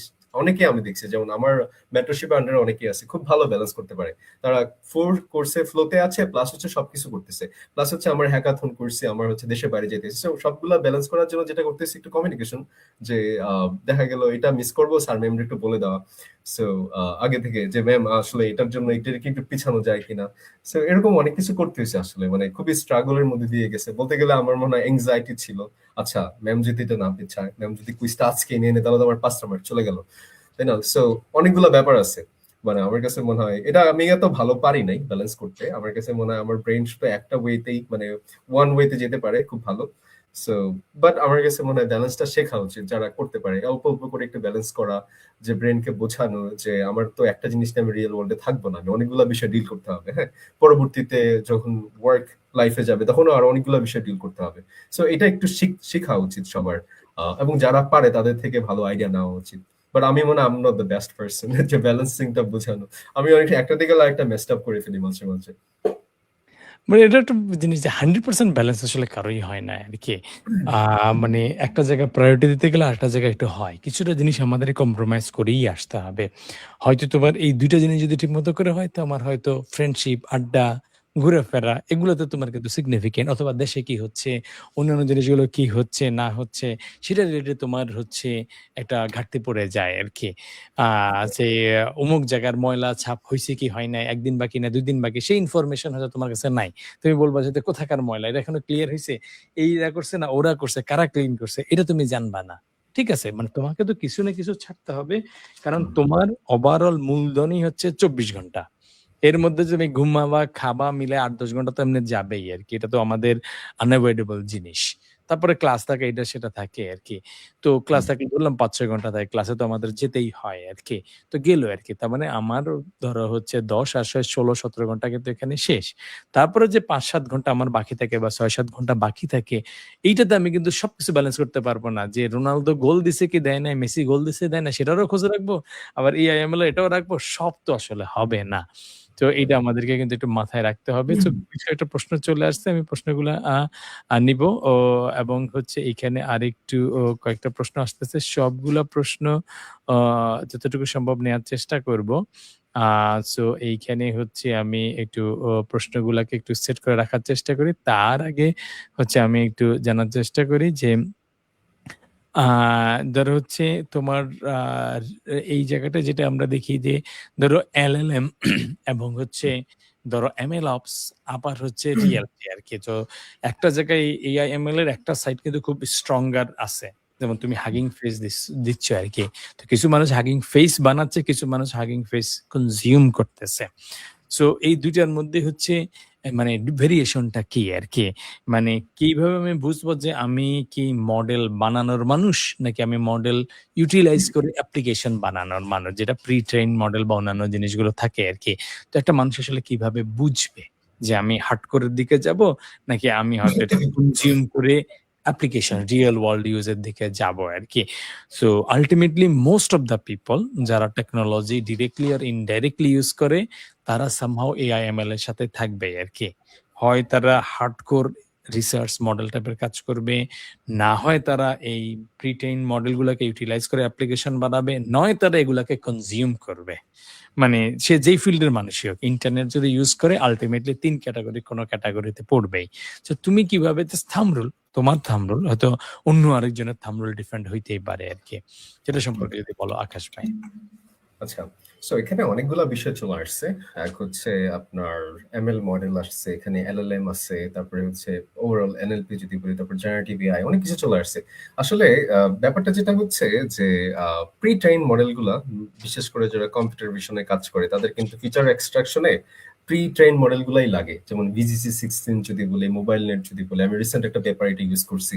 সো তারপরে আমি ML এ চলে গেছি। তার মানে কি আমার আসলে ফিচার গুলো এক্সট্রাক্ট করা একটা ইমেজ থেকে সে কিন্তু আমি যদি নিজে তাকে বুঝাতে যাই সেটা কিন্তু আমার এই ল্যাব পর্যন্ত মানে ফ্যাসিলিটি নাই। হ্যাঁ, এটা একটা লম্বা কাজ। যেমন বুয়েটের একটা বাংলা বার্ট আছে, বুয়েট এনএলপির। সো কেউ চাইলে চেক করতে পারে হাগিং ফেসে আছে। এগুলো কিন্তু একটা লম্বা সময়ের কাজ যে নিজে থেকে ট্রেন করবে। সো বাংলা বার্ট আবার বার্ট থেকে আসছে। এক সেম রকম ট্রান্সফর্ম আর্কিটেকচার এখান থেকে তারা নিজেরা বাংলা ভাষার উপর ট্রেন করছে। সো এই কাজটা লম্বা সময় সাপেক্ষ। আমার মনে হয় যে যারা ল্যাবে কাজ করে তারা এটা করতে পারে। বাট শুরুতে যারা ইউজ করবো তারা ম্যাক্সিমাম সময় দেখা গেল আপনি ফাইন টিউন করতে পারেন। এটাকে ট্রান্সফার লার্নিং বলা হয়। যে অনেকটা হচ্ছে এরকম যে এই মডেলে তো অনেক কিছু জানে। আমার সবকিছু তার সব জানতা হওয়া লাগবে না আমার জন্য। আমি তাকে যেই জায়গাগুলো আমার দরকার নেই সেই জায়গাগুলো আমি ব্লক করে দিব। হ্যাঁ? আমি শুধু স্পেসিফিক জিনিসের জন্য তাকে তৈরি করলাম। এটাকে ফাইন টিউন বলা হয়। সো ফাইন টিউনিং একটা বেটার অ্যাপ্রোচ হতে পারে। তারপরে আমি হয়তো আমার মডেলটা হাগিং ফেসে রাখতে পারলাম। মানুষ ইউজ করতে পারল। সো এভাবে আসলে কিন্তু কন্ট্রিবিউট করা যায় কমিউনিটিতে। এমন না যে আমি রেখে দিব নিজের কাছে বানিয়ে। সো আল্টিমেট মানুষের দেখাইতে হবে। এটা সিভিতে স্ট্যান্ড আউট করতে হবে যে আমি যে বানাইছি এটা, আমি এটা মানুষকে যাতে বলতে পারি। সো শুরুটা এভাবেই হয় যে শুরুতে আমরা ইউজ করব।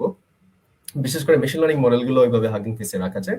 বাট ফান টিউনের দিকেই আসলে আল্টিমেট যাওয়া উচিত। বাট কেউ যদি চিন্তা করে এখন আমি নিজে ট্রেন করে আল্টিমেট একটা মডেল বানাবো, তো ওইটা একটা আমার কাছে মনে হয় না। এটা তাদের জন্য স্টুডেন্ট আমি ধরে নিচ্ছি বিগিনার। বাট আমার মেন্টরশিপে যারা আছে তারাও অনেক বিগিনার। সো তারা আমার কাছে মনে হয় না এটা একটা ফিজিবল হবে, ফিজিবল আইডিয়া হবে যেটা এখন দরকার নাও বলতে পারে। পরে তো ল্যাবে তারা কাজ করে। যদি কোনো ল্যাবে তারা কাজ করে রিসার্চার হিসেবে তখন তো ডেফিনিটলি তাদের করতে হবে এটা। এটাই আরকি। আচ্ছা, তোমাদের যারা শুনতেছো তাদের জন্য একটা পপ কুইজ। আমরা তোমাদের প্রশ্নে চলে যাবো। এখানে একটা পাখির কথা বলছে আরকি। দেশীয় একটা পাখির কথা বলছে। এটা আসলে কি? তোমরা ঠিকমতো অ্যাটেনশন দিচ্ছ কিনা সেটার জন্য তোমাদের কুইজ। থাকলেও দেখি কে অ্যান্সার দেয়। তোমাদের অ্যান্সার গুলো শুনি। তারপরে হচ্ছে আমরা তোমাদের প্রশ্নের কাছে চলে যাবো আরকি। বেশ কয়েকটা প্রশ্ন এখানে আছে। সো ভাই একটা দেশি পাখির কথা বলছে। পাখির কাছাকাছি একটা জিনিস বলছে যেখানে আমাদের দেশের যেকোনো জায়গার একটা মানুষজন ট্রেন করার চেষ্টা করছে আরকি। সো সেই জায়গাটায় আমাদের তোমরা কারা শুনছো সেই অ্যান্সার গুলো একটু দেখার চেষ্টা করি। তারপরে হচ্ছে তোমাদের বাকি তোমাদের প্রশ্নগুলাতে চলে যাবো আরকি আমরা। সেখানে প্রশ্নগুলো হচ্ছে আমি ৪ টা প্রশ্ন দেখতে পাচ্ছি এট a টাইমে। বাকি প্রশ্নগুলো দেখতে পাচ্ছেন একজন আমাদের ওয়ালিউল্লাহ, সে হচ্ছে মোটামুটি অ্যাটেনটিভ মানুষের মধ্যে আছে। প্রিয়াঙ্কা রায় পাওয়া গেছে। তারপরে হচ্ছে আমাদের জিনিসগুলো আচ্ছা মানে আচ্ছা ঠিক আছে। বার্ড বানানটা যাই হোক যেরকম হওয়া দরকার ছিল সেরকম হয় নাই। কাছাকাছি হইছে, ব্যাপার না। মোশাররফ ভাই, তাও তোমরা অ্যাটেনশন দিছো, এটা মোটামুটি আ আ প্রমাণিত হইছে আরকি। সো কয়েকটা প্রশ্ন তোমাদের কাছ থেকে আমরা নিয়ে নিব। তোমরা আস্তে এটা প্রশ্ন করে ফেলো। সজীব ভাই অ্যান্সার দিয়ে দিছে। আমাদের ইশরাত জাহান অ্যান্সার দিয়ে দিছে। তার মানে কিছুটা অ্যাটেনশন ওরা দিচ্ছে আরকি। সো এবার আমি হচ্ছে কয়েকটা প্রশ্ন আমার এখানে আছে সেখান থেকে নিয়ে যাওয়ার চেষ্টা করি। আ সো এখানে একটা প্রশ্ন, এই প্রশ্নটা করছে আমাদের সজীব ভাই। সজীব ভাই একটা অনেকগুলো ১০ টা প্রশ্ন করছে। তার মধ্যে একটা প্রশ্ন আমি নিয়ে ফেলি যে ডিএসএ আর ম্যাথ, ঠিক আছে? এআই, এমএল এ ক্যারিয়ার শুরু করার জন্য কোনটাতে আগে ফোকাস দেয়া উচিত আরকি? এই সম্পর্কে কি মনে করো আকাশ ভাই? আচ্ছা। সো জিএসএ মানে এটা কিন্তু এই যে আমি শুরুটা করছিলাম এটা দিয়ে যে আমার কম্পিউটেশনাল থিংকিংটা দরকার। হ্যাঁ? সো আল্টিমেটলি কেউ যখন এই মানে জায়গাতে ডেভেলপমেন্টে যাবে, আরো অনেক কিছু এক্সপ্লোর করবে, তখন ডিএসএ টা তাকে আগে রাখবে। আরেকটা কথা বলা যে কোম্পানিগুলা, যে অনেক কোম্পানি দেখি যে শুরুতে ডিএসএ টা দেখে তারপরে হচ্ছে তার এমএল নলেজ টেস্ট করে, এরকম আছে কোম্পানি। সো ডিএসএ টা তো দরকার, তাই না? ডিএসএ টা এত বেশি গ্রাইন্ড করতে হবে তা না, ব্যাপারটা হচ্ছে ফান্ডামেন্টাল জিনিসগুলো জেনে ফেলা, এটা একটা ব্যাপার। আর ম্যাথ, সো ম্যাথটা নিয়ে আসলে অনেকেই একটু ভয় পায়। যে শুরুর দিকে হয়তো আমারও ভয় ছিল, বাট আমি কিছুটা জিনিস মানে ইনটুইশন ক্লিয়ার করে রাখছিলাম। সো ম্যাথ লাগবেই আলটিমেটলি, আপনি এখানে ম্যাথ ছাড়া থাকতে পারবেন না। মানে আপনি শুরুতে স্ট্যাটিস্টিক্স না জানলে আপনি কিভাবে বুঝবেন আপনার ডেটাটা লেফট স্কিউ নাকি right skew, variance, standard deviation, এগুলা মানে কিভাবে না বুঝলে আপনি তো ডেটার বুঝতে পারবেন না, ডেটার ইনসাইটটা বুঝে যাবে না। কারণ আমাদের মেশিন লার্নিংটা আসছে কিন্তু স্ট্যাটিস্টিক্যাল যে আগে মেথড গুলো ছিল সেটা থেকে, সেটার একটা ভার্সন হিসেবে আসছে। যেটা অলরেডি স্ট্যাটিস্টিক্স দিয়ে সলভ করা যায়, সেটা আমি মেশিন লার্নিং এ কেন আসবো? এটা আমার প্রশ্ন। যে শুরুতে জানতে তো হবে যে আমার মেশিন লার্নিং এ কেন দরকার। কারণ কথা হচ্ছে যে অনেক সময় একটা ব্যাপার আছে, মশা মারতে কামান দাগার মতো। যে ও আমাদের ওই স্যার একটা কথা বলছিল, এখনো মনে আছে, যে তুমি ফার্স্টে দেখবা না তুমি এমএল ইউজ করবা, ফার্স্ট তুমি দেখবা প্রবলেমটা সলভ করবা, রাইট? এখন দেখবা যে তারপরে কিভাবে সলভ করবে। আমি অনেকে প্রি ডিফাইন বসে থাকে না, আমি এমএল ইউজ করব, না দরকার হলে ইউজ করবো। সো তখন আসলে আর রিসার্চ পেপারটা আলটিমেটলি খাবি খায় যে কনফারেন্সে প্রশ্ন করতে পারে, আপনার তো এমএল ছাড়াই তো আমি পারি, আপনি কেন এমএল ইউজ করছেন এটাতে? সো এটা হচ্ছে ব্যাপার। এই থিঙ্কিংটা আসার জন্য আমার দরকার হচ্ছে ম্যাথ। তো ম্যাথে হচ্ছে ভয় লাগাচ্ছি না, ম্যাথে হচ্ছে যেমন আমার ডিপ লার্নিং পুরোটাই কিন্তু ম্যাট্রিক্স মাল্টিপ্লিকেশন, লিনিয়ার অ্যালজেব্রা। তারপর হচ্ছে আপনি যদি ফরওয়ার্ড, ভাই একটা কথা বলছিল যে ব্যাক প্রপাগেশন পুরোটাই কিন্তু পার্শিয়াল ডেরিভেটিভ। যে আমি একটা করে যাচ্ছি, হ্যাঁ, আমার প্রত্যেকটা হিডেন লেয়ারে যাচ্ছি, গিয়ে আমি ওটাকে চেঞ্জ করতেছি, চেঞ্জ করে আবার আমি সামনের দিকে যাচ্ছি। তো এটা কিন্তু মানে আমাদের আরেকটা হচ্ছে অ্যাক্টিভেশন ফাংশন গুলা, সেগুলোর আমার পার্শিয়াল ডেরিভেটিভ করতে হবে যাতে আমার অপটিমাইজেশন করার জন্য। সো এই সবগুলো আমার আইডিয়াটা লাগবে। এখন কথা হচ্ছে এটা কি বস হইতে হবে? না, বস হইতে হবে না। আমার জাস্ট বুঝলে হবে যে আমি কখন শুধু নর্মাল ডেরিভেটিভটা ইউজ করবো, কখন পার্শিয়াল ডেরিভেটিভ ইউজ করবো, কখন আমি এটা ইউজ করবো, এটা জানলেই হবে আমার কাছে মনে হয়। জাস্ট চেইন রুল জেনে ফেললে এই ব্যাপারগুলো খুব একটা কঠিন না। মানে ম্যাথটাকে ভয় পেয়ে বসে থাকলে আলটিমেট সব জায়গায় সাফার করতে হবে। কেউ যদি সিস্টেম ডিজাইনে যায় তখন সেখানেও ম্যাথ আছে। সো সফটওয়্যারও কিন্তু ম্যাথ আছে বলতে গেলে। মানে ম্যাথটা লাগবে আলটিমেট, আমাদের জীবনের একটা অংশ। বাট পার্সপেক্টিভ চেঞ্জ করে অনেক কিছু করা যায় আমার কাছে মনে হয়। থ্যাংক ইউ আকাশ ভাই। আরো কিছু প্রশ্ন আছে, কাছাকাছি টাইপের প্রশ্ন, কিছু কয়েকটা অ্যান্সার কিন্তু এখানে হয়ে গেছে। যেমন আমাদের জনি ভাই জিজ্ঞেস করছিল সে সিএসসি ফান্ডামেন্টাল করছে কিনা। ইয়েস ভাই তো করছে, কিছুক্ষণ আগে বললাম। এটা কতটুকু কাজে লাগে সেই জিনিসটার একটা বিষয়। এখানে আরেকটা জিনিস তোমাদের একটু বুঝতে হবে যে ইয়েস, একটা জিনিস যেই ফিল্ডে তুমি যাও না কেন সেই ফিল্ডে ভালো করতে এরকম ৫, ৭টা, ১০টা জিনিস লাগে। ৫-৭টা ১০টা জিনিস তুমি যদি করেই শুরু করতে পারো তাইলে theoretically ভালো। কিন্তু প্র্যাকটিক্যালি এটা পসিবল হয় না। যে আচ্ছা আমি সাপোজ AIML করব অথবা হোয়াটএভার করব। এটার জন্য যতটুকু ম্যাথ লাগে সব আমি আগে শেষ করে ফেলবো। যতটুকু পাইথন লাগে সব আগে শেষ করে ফেলবো। এটার জন্য যতটুকু ইংরেজি লাগে সব আগে শেষ করে ফেলবো।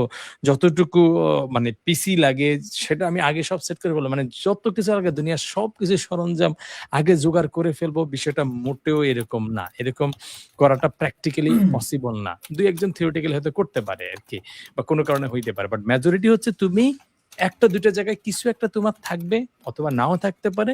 কিন্তু চলতে জিনিসগুলোকে ফিগার আউট করবা। যে এই যে কয়েকজনে বলতেছিল ম্যাথকে ভয় পায়। ম্যাথকে তুমি ভয় পাইতেই পারো। হয় তুমি ম্যাথ ভয়টাকে নিয়ে অন্য কিছু করো। যাও ম্যাথরে ভয় পাও, অন্য কিছু করো, কোনো সমস্যা নাই। অথবা ম্যাথ ভয় আছে কিনা এটা নিয়ে আমার জানার কোনো বিষয় না। আমি এই লাইনে শুরু করলাম, সামনে যা লাগবে আমি শিখব। যখন যেটা লাগবে। তুমি যে স্ট্যাটিস্টিক্স এর সব আগে শিখে আসবা, এটা প্র্যাকটিক্যালি হয় না। সবাই তো স্ট্যাটে আ ধরো মানে মাস্টার্স পিএইচডি করে তারপরে আসবে না। এটা আসলে প্র্যাকটিক্যালি হয়ও না। যেমন একজন আরেকটু বলতেছিল সম্ভবত হচ্ছে তোমার ডাটা ক্যাম্প থেকে শিখতেছে সম্ভবত মৌ। যে আমি হচ্ছে স্টার্ট করছিলাম ডিরেক্ট ডাটা ক্যাম্প থেকে। আই থিংক বাংলাদেশ থেকে বেশি অপরচুনিটি ছিল না দ্যাট টাইমে আরকি। আইডিয়া রিয়েল লাইফে এক্সিকিউট করার জন্যই আই থিংক পাইথন বা আদার্স ল্যাঙ্গুয়েজ জানাটা ইম্পোর্টেন্ট। আপনি কি জাস্ট এমএল এ ওই যে কেগেল এর কম্পিটিশন এর কথা হয়তো বলতেছেন নাকি হচ্ছে ডিপ লার্নিং এর উপরে করছে বা অন্য এআই এর উপরে করছে কিনা আরকি। সো মানে প্রোগ্রামিং ল্যাঙ্গুয়েজ তোমার জেনারেল ভাবে জানার দরকার আছে। পাইথন বাই ডিফল্ট AIML এর ক্ষেত্রে লাগে। বাট আল্টিমেটলি বিষয় হচ্ছে যে তুমি পাইথন পুরোটা শিখেও আসতে হবে বিষয়টা এরকম না। একটা প্রোগ্রামিং ল্যাঙ্গুয়েজ ভালোভাবে শিখে আসতে হবে আরকি।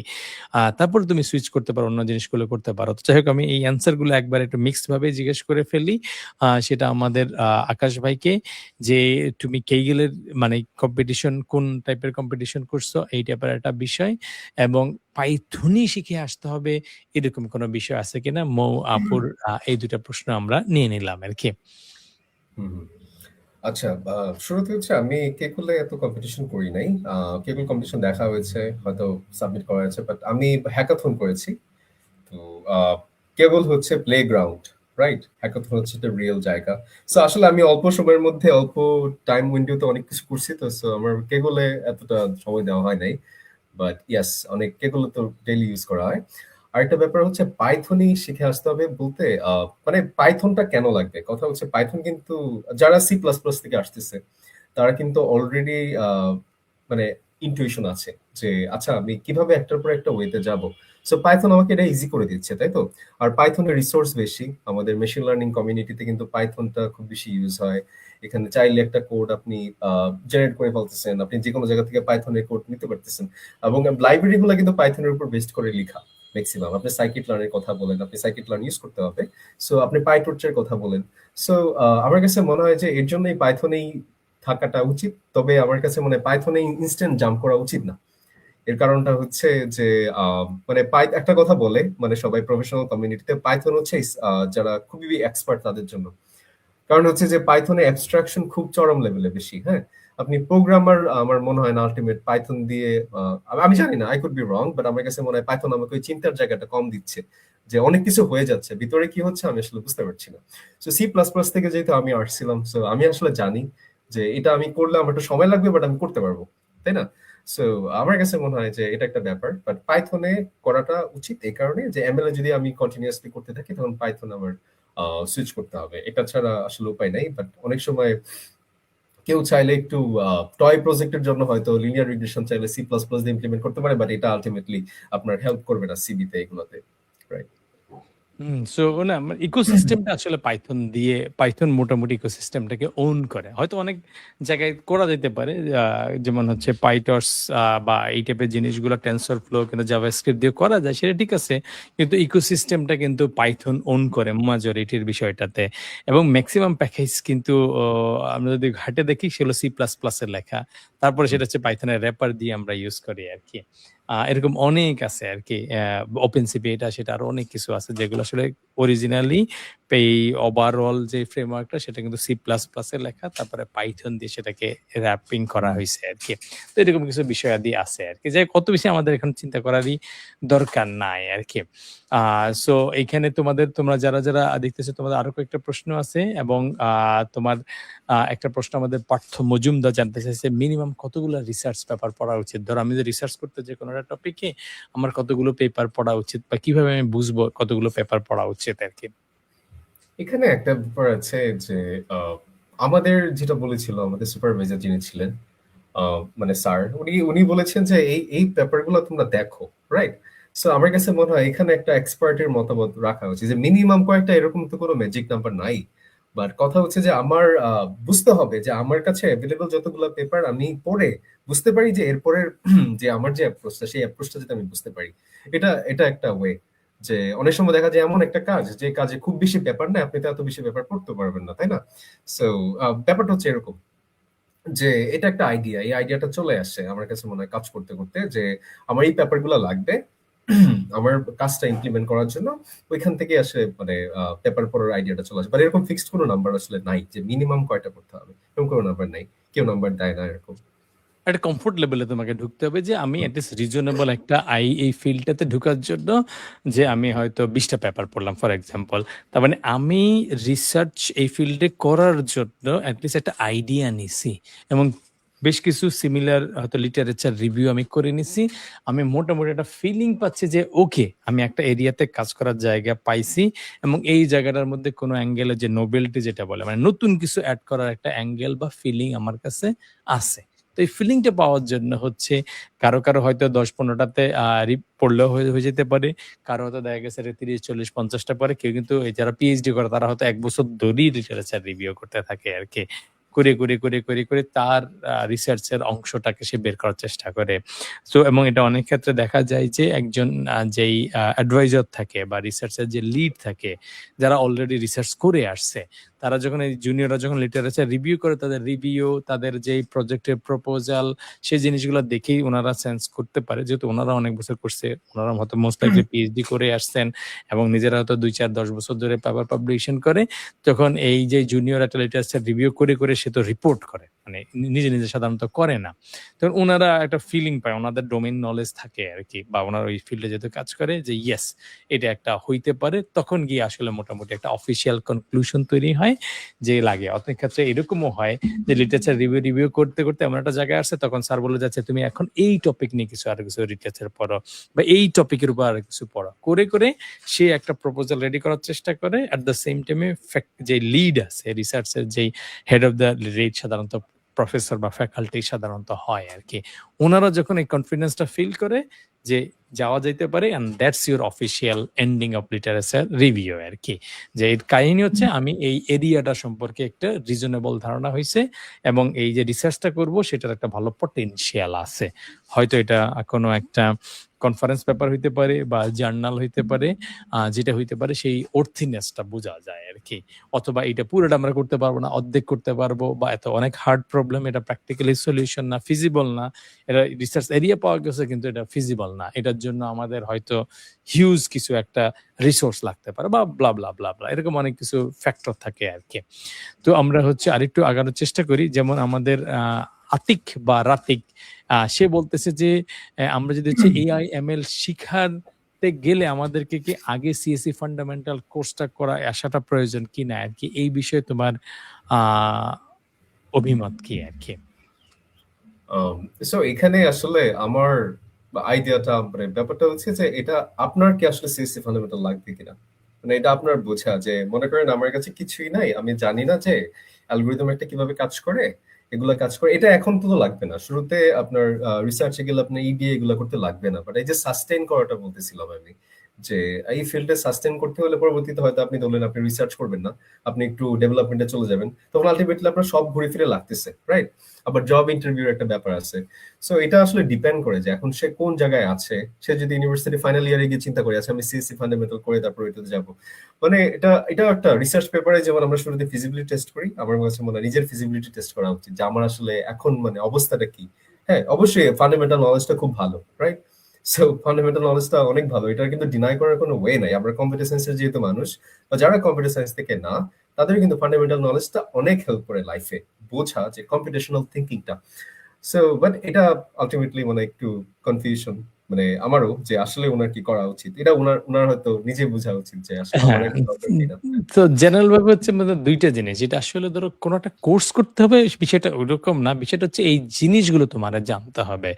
যদি তুমি ডিরেক্টলি অর ইনডিরেক্টলি এই ডেভেলপমেন্ট ফিল্ডে থাকো আরকি। ইটস নট অ্যাবাউট মোস্টলি যে আচ্ছা এই যে একটা অ্যালগরিদম আছে বা ডাটা স্ট্রাকচার আছে আরকি। আমি যে ট্রি বুঝতে হবে, ট্রি তো ChatGPT বললেই আমাকে দিয়ে দিচ্ছে। বিষয়টা এরকম না যে আমি ট্রি লিখতে পারি কিনা অথবা আমি ট্রি এর কোড বানাইতে পারি কিনা বা কারো কাছ থেকে নিয়ে আসতে পারি কিনা সেটা আসলে মেইন ফ্যাক্টর না। মেইন ফ্যাক্টরটা হচ্ছে আমার ব্রেইনের ভিতরে আমি লজিক্যালি স্ট্রাকচার করতে পারি কিনা। এটার উপরে কি হবে? তাহলে ফিউচারে অন্যান্য জায়গায় অন্যান্য কাজ হয়তো ডিফারেন্ট ভাবে কিছু একটা করব। এক্সাক্টলি যে ধরো লিংক লিস্টই একটা মানুষ ইউজ করবে বিষয়টা এরকম না। করবে কিছু, কিছু ক্ষেত্রে তো ইউজ কেস তো ডেফিনিটলি আছে। But it gives you the way to think, কিছু প্যাটার্ন দেয়, কিছু রিকগনিশন দেয় এবং সেই কোনো একটা রিয়েল ওয়ার্ল্ড সিনারিওটাকে একটা স্ট্রাকচারে নিয়ে আসা বা একটা প্রসেসের ভিতরে অ্যালগরিদম বা কোনো একটা প্রসেসের মধ্যে নিয়ে আসার একটা প্র্যাকটিস তোমাকে দেয়। সো এই যে আমি তবে মুখস্থ করাটা বিষয়টা এরকম না যে ওকে আমি হয়তো এখানে ডায়াক্সট্রা মুখস্থ করলাম বা আমি এখানে গ্রাফ বুঝলাম। মানে গ্রাফ ইটসেলফ বুঝাটা হয়তো মোস্ট ইম্পোর্টেন্ট জিনিসটা। বুঝা ভালো জিনিস। কিন্তু মূল জিনিস হচ্ছে যে আচ্ছা এইভাবেও চিন্তা করা যায়। তাইলে কি হবে? অন্য কোনো জায়গায় গিয়ে অন্য কোনো ভাবেও তুমি চিন্তা করতে পারবা। সেই জায়গাটা তোমার চিন্তার স্টাইলটাকে তৈরি করার জন্য এই জিনিসগুলা লাগবে। এটা তুমি যেই জায়গায় যেটাই করো না কেন, ডেভেলপমেন্টের আশেপাশে যদি কিছু করো, সরাসরি তুমি গেলে তোমার কাজে লাগবে। সরাসরি তুমি যদি মানে ধরো আমি হয়তো ডেভেলপার হইলাম, সিস্টেম বানাবো, অ্যাপ্লিকেশন বানাবো, তাহলে তোমার সরাসরি লাগবে। তুমি যদি সেটা নাও করো, তোমার লজিক্যাল থিংকিংটা নিজের ভিতরে তৈরি করতেই হবে আরকি। এটার মাপ নাই যদি AI, ML বা ধারে কাছে থাকো। এবং সেইটা তুমি নিজে, নিজেও করতে পারো অথবা কোর্স করেও করতে পারো। তুমি যদি ধরো সিএসসি ফাইনাল ইয়ারে আসো, ভাই আমি যখন পড়ছিলাম, এই সাবজেক্টগুলো ভালো করে খেয়াল করে পড়ছিলাম এবং ভালো মার্কসও পাইছিলাম। নিজে বুঝে শুনে পাইছিলাম আরকি। তাহলে তোমার দরকার নাই। আর তুমি বলছো ভাই পড়ছিলাম কিন্তু কি যে পড়ছি আমি নিজেও জানি না, পাস কেমনে করছি তাও জানি না। তাইলে তোমার কিন্তু লাইফের জন্যই লাগবে। সেটা শুধু AI, ML না, ডেভেলপমেন্ট বা সফটওয়্যার ইঞ্জিনিয়ারিং এর আশেপাশে যদি কোথাও থাকো তাইলে লাগবে। আর যদি তুমি এগুলো ছেড়ে, ছেড়ে দিয়ে অন্য কিছু হয়ে যাও তাহলে ডেফিনিটলি লাগবে না। তো এটা হচ্ছে আমার জেনারেল থাম্ব রুল আরকি। এবং সেটা নিজে, নিজে করতে পারো অথবা তুমি কোনো স্ট্রাকচার জায়গা থেকেও করতে পারো আরকি। একটা সো উদাহরণ আরেকটা দেওয়া প্রশ্ন যায়। ছিল। হ্যাঁ, বলো। ছোট্ট একটা উদাহরণ দেওয়া যায় যে হুম, ধরেন আপনি শুরুতে এমএল শিখলেন, তারপর হচ্ছে আপনার রিয়েল ওয়ার্ল্ড এ একটা সিস্টেম বিল্ড করলেন। সেখানে ডেটা আসতেছে স্ট্রিম থেকে। এখন আপনি ডেটাটা প্রসেস করবেন কিভাবে? আপনার তো অ্যালগরিদম কোনো আইডিয়া নাই। ডেটা তো শুরুতেই ঠাস করে আপনি আনবেন বা রেখে দিবেন এমন না। আপনাকে বুঝতে হবে যে ডেটাটা আমি স্ট্রাকচার ওয়েতে আছে, আমি এটা স্ট্রাকচার করব। এই যে থিংকিংটা এটা কিন্তু আপনার অ্যালগরিদমিক থিংকিং, রাইট? হইতে পারে ডেটাটা আমি একটা জায়গায় রাখলাম, হতে পারে রেডিস নামে আমরা একটা ব্যাপার ইমপ্লিমেন্ট করি। হ্যাঁ, এমএল অফিসে আমরা এটা করি যে আপনার শর্ট আনসার গুলো যাতে ইনস্ট্যান্ট যেগুলো ফ্রিকোয়েন্টলি ইউজ হচ্ছে। সো এই যে থিংকিংটা আপনার কোথেকে আসতেছে, এটা কিন্তু এমএলটা পরে ইউজ করতেছে, মানে আমার মেশিন লার্নিং মডেলটা ট্রেনটা পরে হচ্ছে। আবার একটা ইন্টারেস্টিং ব্যাপার যে যারা শুধু সাইকিট লার্নিং ইউজ করে তারা এই থিংকিংটা জানে না যে ধরেন আপনি কেএনএন ইউজ করতেছেন। কেএনএন তো আমি নর্মালি চিন্তা করতে পারতেছি আচ্ছা সে নেইবার গুলো সার্চ করতেছে, but but behind the scene কি হচ্ছে, কেডি ট্রি এটা একটা অ্যালগোরিদম। সো ব্যাপারটা হচ্ছে এটাই যে আমাদের কম্পিউটার কিভাবে চিন্তা করে এটা বোঝার জন্য আমার ফান্ডামেন্টাল জিনিসগুলো important. For the long run, শুধু যে রিসার্চের জন্য লাগবে তা না, রিসার্চের জন্য লাগে না, বাট লং রানের জন্য সাস্টেইন করতে হলো, এটা আমি মেনশন করেছিলাম আর কি। এবং আরো অনেক ধরো তোমাকে প্রচুর ডাটা আসলো তোমার কাছে। এখন তোমার হয়তো জিপিইউ নাই এরকম। এখন এই ডাটাগুলোকে ভাগ করে তুমি কিভাবে এগ্রিগেট করবা? এটা একটা রাইট। স্ট্রাকচার থিংকিং কিন্তু লাগবে। যে আচ্ছা সাপোজ আমার জিপিইউ এর ক্যাপাসিটি সে হয়তো ১০০ ডাটা প্রসেস করতে পারে। কিন্তু তোমার ওভারঅল অ্যালগরিদম এর জন্য ডাটা আছে ১০০০। এখন তুমি একবারে দিতে গেলে হয়তো তোমার রেজাল্ট আসতেছে না বা নিতেই পারতেছে না ক্যাপাসিটি। এখন এটাকে ভাগ করে রেজাল্টটাকে কম্বাইন কিভাবে করবো বা ডাটা ক্লিনিং, ডাটা প্রসেসিং এটা কিন্তু একটা হিউজ একটা পার্ট। তুমি যদি উল্টাপাল্টা ডাটা দাও, কোনটা কি ধরনের ডাটা সেটা কিভাবে প্রসেস করতে হবে ওই যে সেটা যদি তুমি ঠিকমতো করে ডিল না করতে পারো তাহলে তোমার মডেলই কিন্তু রাইট রেজাল্ট দিবে না। আবার মডেলের মধ্যেও কিছু দেখা যায় যে কিছুদিন পরে হয়তো কাজ করতেছে তারপরে ১-১.৫ বছর পরে ডেভিয়েশন আসতেছে। এখন এটাকে যদি তুমি মেজার করবা সে জায়গাটা তোমাকে লজিক্যাল একটা থিংকিং লাগবে যে মডেল তো কাজ করতো ১ বছর আগে কাজ করতো। এখন somehow আমি কোনো কিছু চেঞ্জ করি না, ট্রেইনও করি না, চেঞ্জও করি না। কিন্তু somehow এসে এখন রেজাল্ট আউটপুট ঠিক মতো করে দিচ্ছে না। এখন এটাকে তো খুঁজে বের করতে হবে, সেটাকে হয়তো লগ দিতে হবে, লগগুলাকে অ্যানালাইসিস করতে হবে। এখানে অ্যানালাইসিস যখন করবা, সেটার ভিতরে তুমি প্যাটার্ন খুঁজবা, অন্যান্য জিনিসগুলো খুঁজবা। তার মানে লজিক্যাল থিংকিং ছাড়া তুমি শুধু এআইএমএল না, সফটওয়্যার ইঞ্জিনিয়ার হিসেবের কোনো এরিয়ার ভিতরেই তুমি লং টার্মে সার্ভাইভ করতে, শর্ট টার্মে করতে পারো, শুরু করে দিতে পারো মন চাইলে, কিন্তু পদে পদে ডিরেক্টলি ইনডাইরেক্টলি কিন্তু এটা আটকা পড়বে আর কি। আরেকটা এটা ব্যাপার হচ্ছে যে খুবই মাত্র মনে পড়লো, সরি ফর দ্য ঠিক আছে, হ্যাঁ। যে এটা হচ্ছে যে একটা হ্যাকাথনে ছিল কনসেপ্ট যে আমরা ইন্টেন্ট বেস সার্চ ইঞ্জিন তৈরি করতে হবে। মানে ইউজারের ইন্টেন্ট বলবে যে I need a red shirt, হ্যাঁ সে বুঝে যাবে। সো তখন দেখলাম যে যেই প্রশ্নগুলো কোটেশন মানে মার্ক, যে প্রশ্নবোধক চিহ্ন দিয়ে শেষ হয়, ওগুলো কিন্তু আমরা আলটিমেটলি এলএলএম এ পাঠাতে হচ্ছে না। আমি কেন আমার কি মানে খরচ করব, যে এপিআই হিটটা কেন আমি ওয়েস্ট করবো? সো আমি আলটিমেটলি এখানে প্রসেস করে ফেলতে পারছি। এই যে এখানে থিঙ্কিংটা আছে যে আমার এলএলএম এ পাঠানোর আগে যদি আমি কিছু অলরেডি আমার ডেটা থেকে প্রসেস করে পাঠিয়ে দিতে পারি, আমার কেন এলএলএম এ শুধু শুধু আমি কেন আমার টাকাটা নষ্ট করবো, রাইট? কারণ প্রত্যেকটা হিটে তো টাকা আছে একটা, যদি এটা জিপিটি হয়, টোকেনের টোকেন লিমিটেশন, খরচ হবে আবার। টোকেন খরচ হচ্ছে আর সো কি। এরকম আমরা চিন্তা করছিলাম যে আচ্ছা এটা হচ্ছে ইয়ে দিয়ে আমরা পাইথন দিয়ে নরমালি আমরা সলভ করে ফেলবো, যে এটা অ্যানালিসিস করে দেবো। আচ্ছা যদি এটা দিয়ে এন্ড হয়, যে নরমাল আমরা ইয়া দিয়ে করতে পারি, হ্যাঁ। সো সো এই চিন্তাটা আসলে দরকার, এই চিন্তাটা তৈরি হয় যে সবসময় মনে আছে এলএলএম এ পাঠাইলে হইলো না, যে ইন্টেলিজেন্স সিস্টেম হইলো না। আমরা এই জিনিসটা বুঝতে পারি না যে এআই এআই বলি, কিন্তু আসলে এআই এর পিছনে আরেকটা ইন্টেলিজেন্ট মাইন্ড থাকে, সেটা আমরা। সো এআই ইন্টেলিজেন্ট আসলে কে বানাইছে? আমরাই তো বানাইছি। সো আমাদের আগে ইন্টেলিজেন্টলি সবকিছু হ্যান্ডেল করতে হয় ডেটাটা, তারপরে ধরে প্রসেস করতে হয়, তারপরে সে ভালো রেজাল্ট দেয়। এর জন্য অনেকে বলে যে জিপিটি গুলা, একটা মজার ব্যাপার রিসেন্ট ভাইরাল হয়েছিল যে অনেকের জিপিটি ডাম হয়ে যাচ্ছে, অনেকেরটা খুবই ইন্টেলিজেন্ট হয়ে যাচ্ছে। এর কারণ হচ্ছে যে আমি তাকে এভাবে আসলে বলতেছি, সে তার কনটেক্সট মেমোরিতে সেভ রাখতে যাচ্ছে, সে তো লং আনসার চায় না, সে ম্যাথমেটিক্যাল এক্সপ্রেশন চায় না, সো সে এটা সেভ করে রাখছে।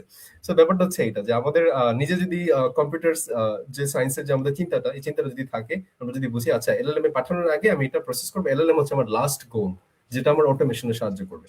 সো তখন আর কি আমার কাজটা অনেক মানে ইঞ্জিনিয়ারিং মাইন্ডসেটটা তৈরি হয় আর কি। ওই কারণে ফান্ডামেন্টাল নলেজ গুলো খুবই ইম্পর্টেন্ট। এটা একটা জাস্ট এটা অপটিমাইজ করতে হবে।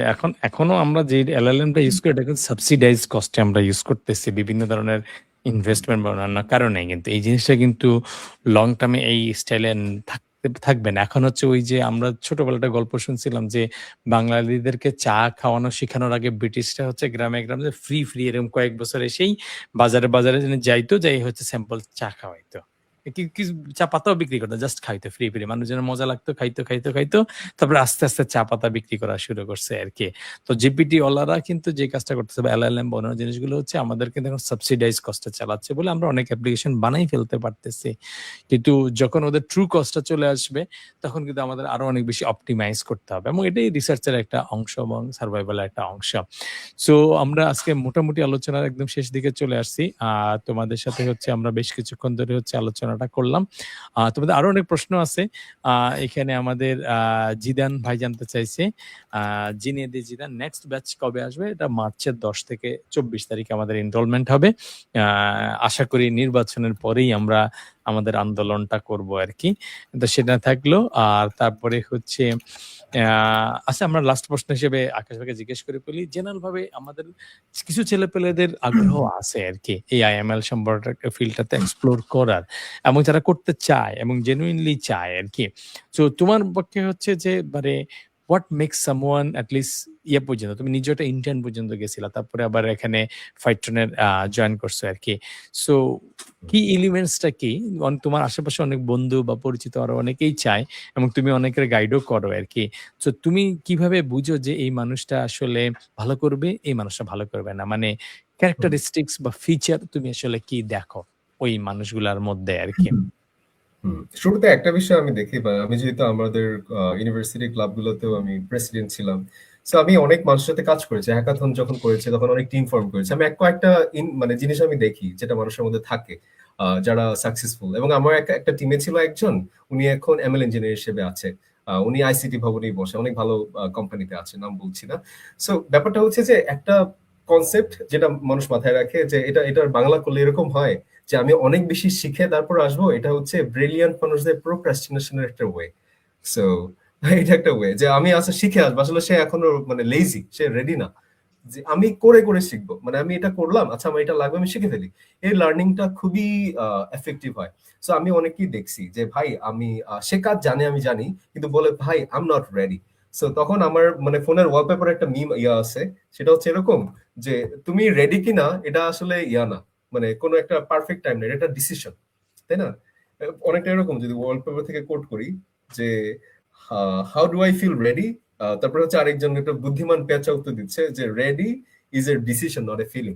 সো এটা একটা আমি রেডি, আমি এখনই রেডি। কেন? আমি এত জানি না অনেক কিছু, আচ্ছা ঠিক আছে আমি শিখে ফেলবো, রাইট? আমার যে এই যে শিখাটা, এই মাইন্ডসেটটা থাকে এবং স্বীকার করা যে আমি এটা শিখে ফেলতে পারবো। I don't know it yet. একটা কথা ছিল, ক্যারল ড্রেকের একটা বই ছিল যে মাইন্ডসেট, এর আমার লাইফে অনেক বড় এফেক্ট করছে, যে দুই রকমের মাইন্ডসেট থাকে, রাইট? গ্রোথ মাইন্ডসেট, তারপর একটা মাইন্ডসেট মনে নেই নামটা। ফিক্সড সো মাইন্ডসেট আরকি। হ্যাঁ, ফিক্সড মাইন্ডসেট। সো এরকম এমন মাইন্ডসেট নিয়ে আগাইতে হবে যে আমি আসলে এই ফিল্ডে নতুন, বাট আমি এই ফিল্ডে থাকবোই। আমার একটা মানে আইডিয়া হচ্ছে আমি ফিল্ডে যেভাবেই হোক দেখে ছাড়বো যে কি হয়। সো তারপরে একটা একটা করে কিন্তু অপরচুনিটিস তৈরি হয় মানুষের, মানে এভাবেই হয় আসলে। যেমন আমি আমি যদি এরকম একটা জায়গা থেকে আসি যেখানে আমার আশেপাশে কেউ নেই, কেউ কখনো হ্যাকাথন করে না, কিছু করে না, আমি সবকিছু তৈরি করি, এখন মনে হয় আমার জুনিয়ররা আমাকে ফলো করে।